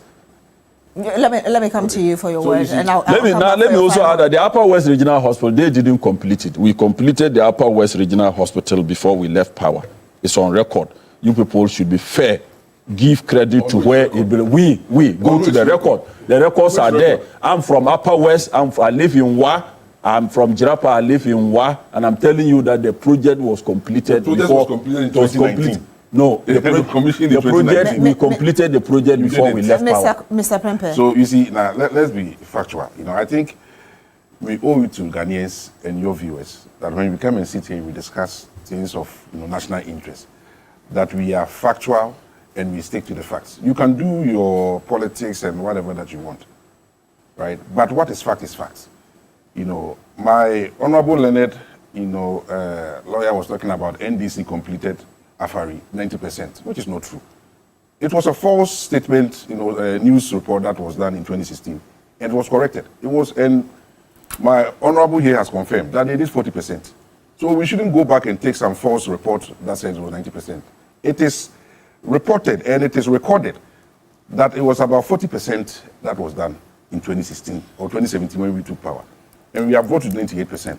Now, completion of projects, it is not something that, if you say 98%, it is not something fixed that you say, okay, it can be exactly 98%. That's why the, Honorable Insiasari was saying, between 97 and 98, thereabout.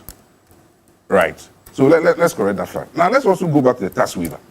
There was an issue with tax waiver. It was not targeted at Irrigate. It was a general directive that was issued by the Ministry of Finance that affected Irrigate. And when it was brought to the government's attention, by the end of the same 2017, it was resolved. So let's not come and sit here and bring in something that was resolved in that very same year. The point he's making is that even if it was just a few months, it's still time was of the essence. Beatrice, don't tell me a project that was started in 2008 and we have an issue with tax waiver. The project actually started in 2014. The deal was signed in 2008. The project was initiated in 2008. Let me finish. The project was initiated in 2008, right? Due to a lot of, decision making, it took more than 4 years to complete. And now let me then get to the variation part, right?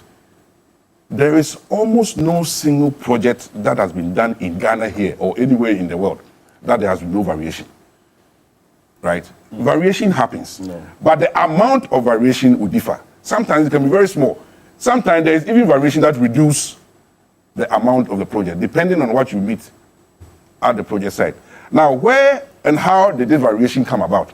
And the variation was not initiated under NPP. Let's be clear about that.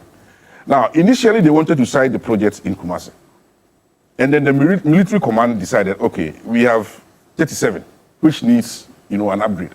So why don't we bring this Irrigate project to 37?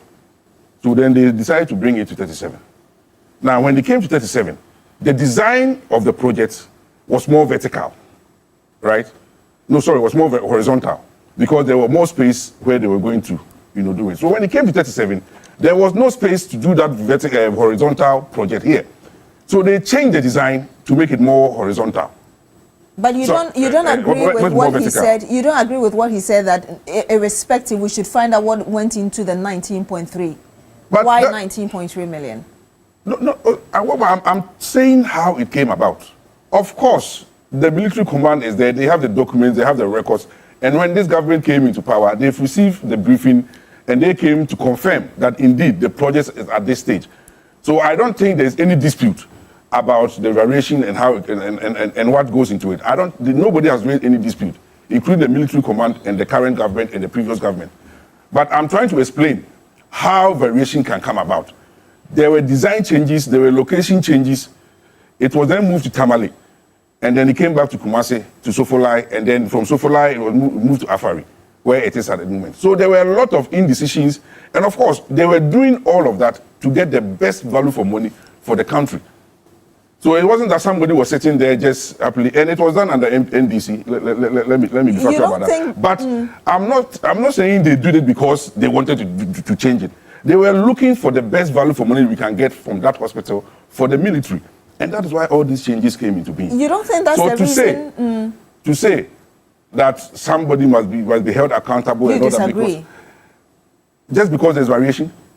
Because you spent more than necessary, even in terms of money and in terms of the time of completion. You spend on projects according to the bill of quantity and what we are going to do at that particular moment. If you decide that you are not going to stick to that particular, you see, and what I'm talking about is general. It is not NPP or NDC. Because these changes, many of them happen under NDC. It's general thing that I'm discussing, right? You have a project, you have your bills of quantities, you have your objectives and everything, right? Along the line, the government and together with the military decide that it might be better to bring it to Accra, right? Because we have the 37 here, and 37 needs upgrade and all that. And in their wisdom, they decided they should bring it to Accra. And there were some design changes that was done by the contractor, which cost money. Then they decide everything is too centered in Accra. We also have military across the country. So let's move it to Kumasi so that we'll be centralized. And the military up north can also make use of it around the country. So they did that. And then they thought about, oh, why not in the north? So let's move it to. So there were a lot of decisions that were making to get the best out of the hospital for the military. This was a military project. So for you, the decisions... So if the decisions are made and then costs are incurred, what the government must do, you know, of any project manager will do is that all these changes that have been made, am I going to get value from it? Did we? I mean, per what has been delivered. I don't have any other facts to say that we didn't get value for the project, that it was increased by 20 million or so thereabout. So the variation alone is not enough to say somebody must be held accountable. If accountability must be done, then it must start with those that took the decision to change the locations. But I don't think that is sufficient enough. So you think that based on your submission, the decisions that we're taking, which is why we're where we are, were in the best interest of the country, and therefore there's no need to call for the prosecution of anybody for causing financial loss to the state? At that particular moment, I believe there is none. If it is based on the variation alone, I believe there is none. And I'm speaking from the procurement point of view, because there has been some justification that I've seen and read. And again, I haven't seen the nitty-gritty, the details of it. But what I've seen, the high level, the helicopter view, I don't think there's any cause for alarm. Of course, the 85 million, that is a red flag, as we have discussed here. And I don't think, and as my brother is saying, it seems to be rumors, because there have not been any official communication as to that effect. So maybe we can push that aside and then concentrate on that 500,000 that they can do. Now, let me also touch on the fact that we are talking about the stronghold of the MPP, right? Again, we shouldn't look at the Afari project in isolation. I've discussed the Irrigate project, and it was never true that the WA was completed before the NDC left office. WA was completed, initiated, and commissioned in 2019. If you could be wrapping up for me so I can get your final words, and I'll move to the other In Ashanti region, we've completed 6 hospitals, including hospitals that have stood there for years and decades that MPP came to complete. So you cannot sit here and say MPP did not do anything in Ashanti region. And you're saying that those ones you completed are operationalized? They are operationalized. They are working. Konongo is working. Bekwai is working. Tepa is working. Formina is working. All these hospitals that we are mentioning, the 6 of them, they are working. And we initiated more as well, which must be completed. So it is never the case that APP did not do anything in the Ashanti region. And it's not only in the Ashanti region. Across the country, we completed more projects. And you see, what is even more alarming is that from 2009 up to now that we are speaking, NDC has not completed a single hospital project in Ashanti. And Mr. Dapila would have the opportunity to respond to that. But let me get your final word on this, Mr. Nkrumah Bochi, because at the end of the day, what people want is that this 500 bed capacity hospital will be completed, and it would relieve Komfo Anokye of all the pressure that is coming to it, because we don't have major alternatives around. Yeah. So, well, I believe that with the uproar around it, and also admittedly with His Excellency John Dramani Mahama's passion for health-related issues with the Mahama case and other things, and also admittedly the visit to Afari Hospital, it looks like both sides have realized their mistakes. They've seen how their past actions are costing the lives of Ghanaians. So I am quite optimistic that the hospital will be completed. I think we are in which month? We are in June. We are in June. Middle of June. We are in June. If it's 2%, I'm not an architect or an engineer, but if it's 2%, And judging from the fact that Kolebu and other big hospitals, Konfanochi, they were completed within 2 to 3 years in their original states, not the extensions. Then I think that maybe by next year, or maybe by the end of this year, if it's just 2%, we should be able to complete it at a reasonable price. That is what is most important. Honorable Dapila, your final word on this. Yes, let me state, I want my brother to understand that the Upper West Regional Hospital was completed before President Mahama left office. It took citizens of the region to embark on series of demonstrations and protests before the MPP then came to commission and operational the office. And they even did it with a seed capital. They did that. You understand? So for you to come and sit here and say that you came to complete the facility, I am telling you on authority, you can let your correspondents in the Upper West region check this fact for you. The hospital, the facility was completed. They came, instead of commissioning it, they didn't want it to look like the NDC that completed it. So they were delaying, and the citizens, the chiefs, the elders, sons and daughters from the region had to embark on series of demonstrations. They protested, and that compelled them to come and commission the facility without even the seed capital. Kudos to Dr. Robert Amisia, fantastic doctor who is now the current regional director of health services in the Greater Accra region. Now, let me also add, all the hospitals that he talked about, that they completed them. The Salaga, all those hospitals, the 250 regional hospital in Kumasi, all of these hospitals, asking whether they initiated them. Those were hospitals we started. You understand? What I want to say is that the MPP and many Ghanaians think that they are disturbing our ears because it's a missed opportunity. They were in power for 8 years and needed to have completed the facility. They didn't do it. That is all that Ghanaians are saying. And that is why even their own stalwart is telling them that, look, you people, you failed the people of Ashanti region. You failed Ghanaians. You should have completed the project.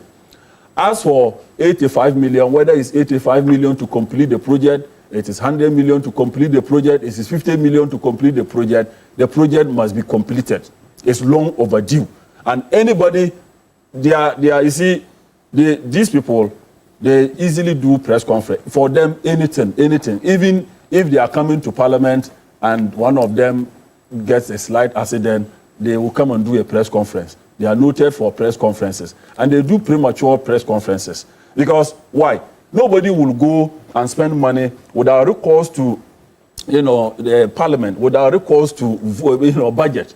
You understand? So wait. Let the people who are in charge now, let them use whatever money they think they can use to complete the project. So that if you think that the money that they have used, somebody probably has, put his hand inside somewhere, let the law take its own course. But for us to come and sit here and assume that, a project that has been delayed like this, if you watch the surroundings of the project alone, and they tell you that $500,000 can complete that project, I will say no. I would say a big no, just by observing the facility. You understand? So for somebody to say that they did better than the NDC, I think it's even the reason why you were punished. Your own people punish you. So that is a fact. Let me get your final thoughts on this in 30 seconds. You see, like I said, your viewers must be, provided with facts and the truth. The project that is listed were initiated by MPP in 2008. It was not initiated by NDC. So don't come and sit here and then try to throw sand into Ghana. We are talking of construction. When the you said initiated, you didn't say construction. Yes. So it was not initiated by you. You inherited it and you continued and you didn't complete it. You see? And if you completed the project in 2016 and you didn't commission it, you were commissioning a latrine and toilets in 2016 towards the election. You are going to tell me you completed the whole hospital in 2016 and you didn't commission it. What kind of lie is that? What do you expect to be done? The point I'm saying is that NPP did what we could, and we did a lot for the people of Ashanti region and the whole of Ghana when it comes to health projects. We have initiated the most bold project when it comes to health, which is Agenda 111, to ensure that we get a decent hospital in every district in our country. That is one of the boldest, projects that you could think of when it comes to health. When it comes to health, we initiated the National Health Insurance, also one of the boldest projects when it comes to, and the NDC have come. You have a president who says health is important to him. However, he is building 261 markets. But let me give you an example. You talk about agenda 111, $1.4 billion dollars spent, none of them completed. But there are different stages of completion. And I've told you, I've mentioned at least 2 that were completed. You keep saying none of them were completed. I want you to land on your point and then we'll move to the next one. I live in Adenta, right? There's a market in Adenta, which is less than 50% occupied in Adenta. Anybody that lives in Adenta will tell you this. However, we have cleared a space in Adenta. We are going to build 24-hour markets. Does it make any sense? We are wasting money while we could have used these resources for better activities. A number of you sending in your messages. Bonti Benjamin says, Beatrice, in the final analysis, all the good people of the Ashanti region need is the operationalization of the Afari Hospital, and the government should make it a priority than investing in national resources. There's also a message from Ebo Bachman says, we are suffering as a nation because of misplaced priorities. We spent $97 million digging a hole for God in the name of National Cathedral, yet a 500-bed hospital costs about 180 million. Think about it. If you could complete the 9 hospital Eurogate projects you inherited, why spend 400 million launching Agenda 111 only to leave the project uncompleted as well? There is a message from Master Planner Junior says $52 million, 160-bed Upper West Regional Hospital was commissioned on 18 August 2019. So that's what he's saying. And from Master Planner Junior. There's also a message coming in from Theo Annan and says, yes, the Dollar Boys finally woke up late in the game. Fair play. It was tough win. Let's be real. This Black Stars team isn't tournament ready. We looked lost in the first half. And yes, so he's not too confident that would make a lot. Let me just read this last message from Kwamlavi of Pokwase, Benghazi. Whether the articles favor... Okay, so that's... it's not related to what we are talking about, but thank you very much for sending in your messages. Hopefully I'm able to read a bit more before we conclude with our conversation. But let's talk about really Sedina Tamaklu Ationu, who arrived in Ghana on the 9th of this month to face her 10-year jail term. And the information we're getting is that she's been under house arrest, and the expectation is that she's already been convicted 10 years. She should be going straight to jail upon her arrival. Why does she have to be under house arrest? You're a lawyer, Mr. Nkrumah Bochu. Tell us really, are there any administrative or legal processes that need to be considered before she's eventually sent to jail to serve her 10-year sentence? Yes.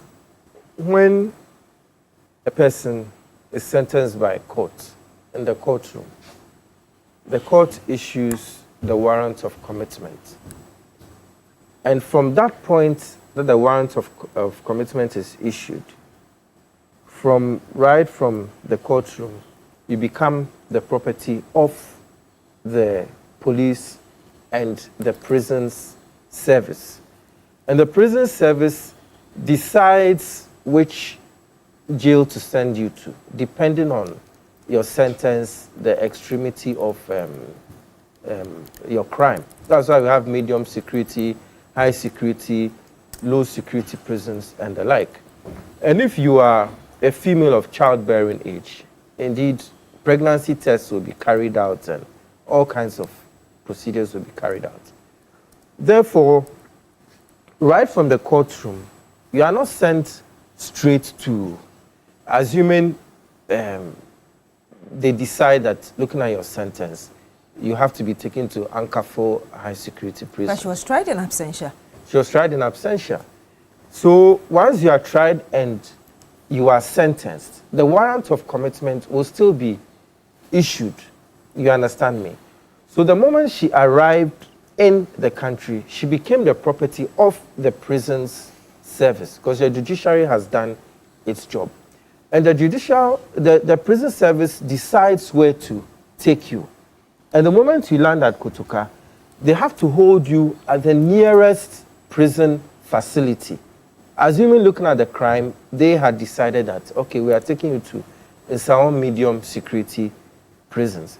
From Kotoka at that time of the night, it may not be feasible to drive her there, process her and all that. So they may decide that we'll take you to there's a low security facility near the Bostal Institute where people are sent when they're about to, I've forgotten the name of that place, to finish, that's around airport's residential area. They could have decided, I don't know whether she was taken there, but they can decide that we are going to take you there until we are ready to send you to Nsawam or wherever. I know of instances where sometimes they'll even hold you in a police cell until they are ready to transport you to where you have to go. However, we are all aware that Mrs. Atiunu had a health issue. That is why she traveled abroad. You understand me? And when she came back, from the reports that I have seen, I have heard that she still has some health issues. And the prison authorities, they are mandated not only to move you from prison to prison based on their own analysis, but to even move you to a health facility.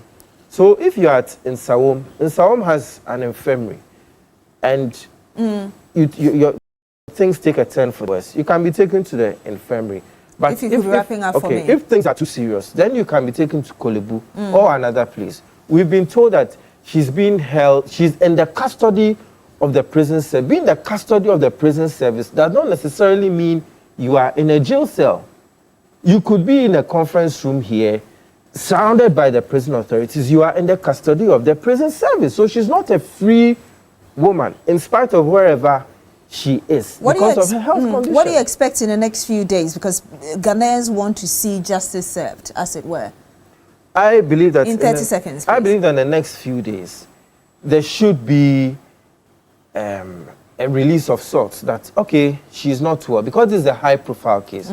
She's not well, so she's being held at Kolebu or 37 or other place. When she's better, we are going to send her to here or there. I think that is the way to go. Mr. Prempeh, let me get your final your word really, and including your final word on it before I come to you, Honorable Dapila. I mean, let's be honest here. You know, I don't take delight in the misgivings of other people, and I don't think anybody in the MPP delights on the misgivings of people. I mean, but however, we live in a society where we have laws and we have procedures that we must follow, right? We all know what happened. We know that she is back in the country. You know, as much has been communicated to us. But the question is, where is she at the moment? We just need some transparency. If she is ill, she deserves to get the treatment she deserves. So you agree with what he's saying? Of course. If she's ill, you don't keep a person in prison when they are ill and when they need medical attention. You don't do that. What we are asking for is transparency in the process, because it is looking as if some machinations are going on in the back end or in the background, you know, for her release or whatever it is. It's a matter of being transparent with the Ghanaian people. The person is back in the country. Now, it took a CSO, president to come and announce that from his information, she is in house arrest. She's under house arrest and she's home with a police guard or whatever the case is. Now, and I was happy that my learned friend, mentioned that being under prison custody does not mean you are in jail. So it can very well, because when the Minister of Government Information came out, he said, no, she's not under house arrest. She's under prison custody. She can also be in her own home, as has been explained, but the prison guards will be there guarding her. That is also in the... It doesn't make her a free woman, you're saying? I'm not saying, yes. What Ghanaians are asking for is transparency in the whole matter. What is going on? Where is she? John Abodapila, what's your word? What do you know even about what's going on? Well, before I say anything on this matter, I want to put on record that government appointees must be prepared at all time to account for their stewardship. That's why I told my brother that we are in an era of accountability. There are many, many whistleblowers now that when you are sitting in any office, operating or with the responsibility to take decisions, you ought to be very careful and ought to be very critical and prudent in whatever decision that you take, because tomorrow is not guaranteed.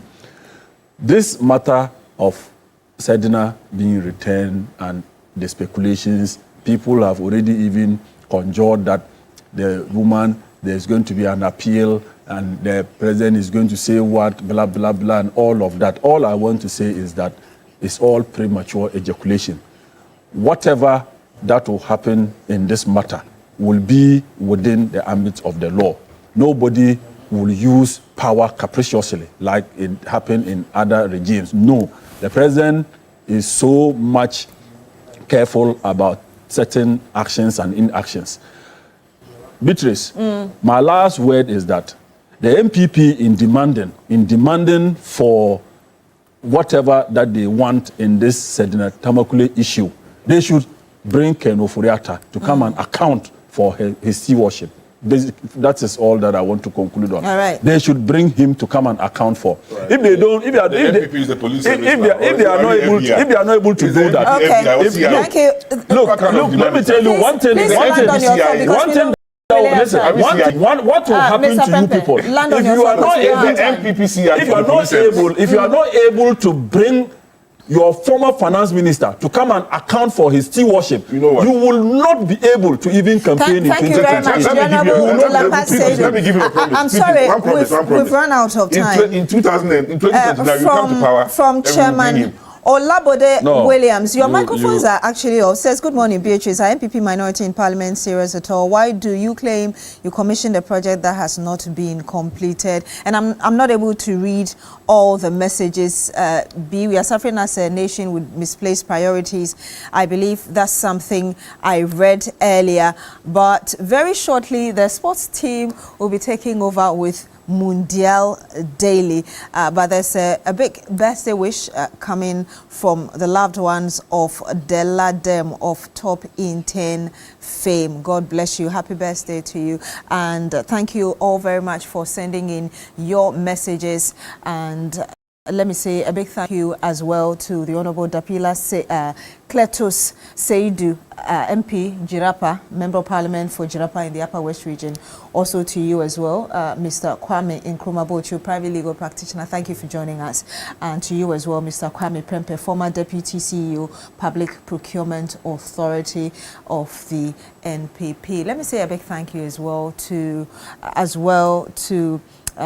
for my costume this morning. Thank you very much for my costume this morning, located in East Legon. And let me say the big issue is brought to you by the University of Gold Coast. Whether you're aiming for a specialist MBA in marketing, communication, operations, supply chain, human resource management, finance, entrepreneurship, innovation, or business intelligence analytics, or you want to advance through our dual MBA or Chartered Manager MBA, University Gold Coast gives you options that match your vision. And if your next step is an MSc in International Relations, Communication, International Marketing, International Law, Security, Diplomacy, Accounting, Finance, or Human Resource Management, an LLM in International Law, Security, Diplomacy, or an MA in Biblical Studies, Practical Theology, the pathway is open. Apply today, because at University of Gold Coast, we make it practical, flexible, and also flexible learning, flexible entry, and flexible payment. Study around your work and life. Choose a route that fits your background and pay in convenient installments. Your dream deserves structure, your future deserves strategy, and of course, your purpose deserves training. Apply now, www.ugc.edu.gh. Call or WhatsApp 026-388-8555. University of Gold Coast, building leaders for the nations. Thank you, Pamoni in East Legon, for my costume this morning. And of course, when we come back, we'll have the sports team taking over with Mundial Daily. My name is Beatrice Edu. Stay with us.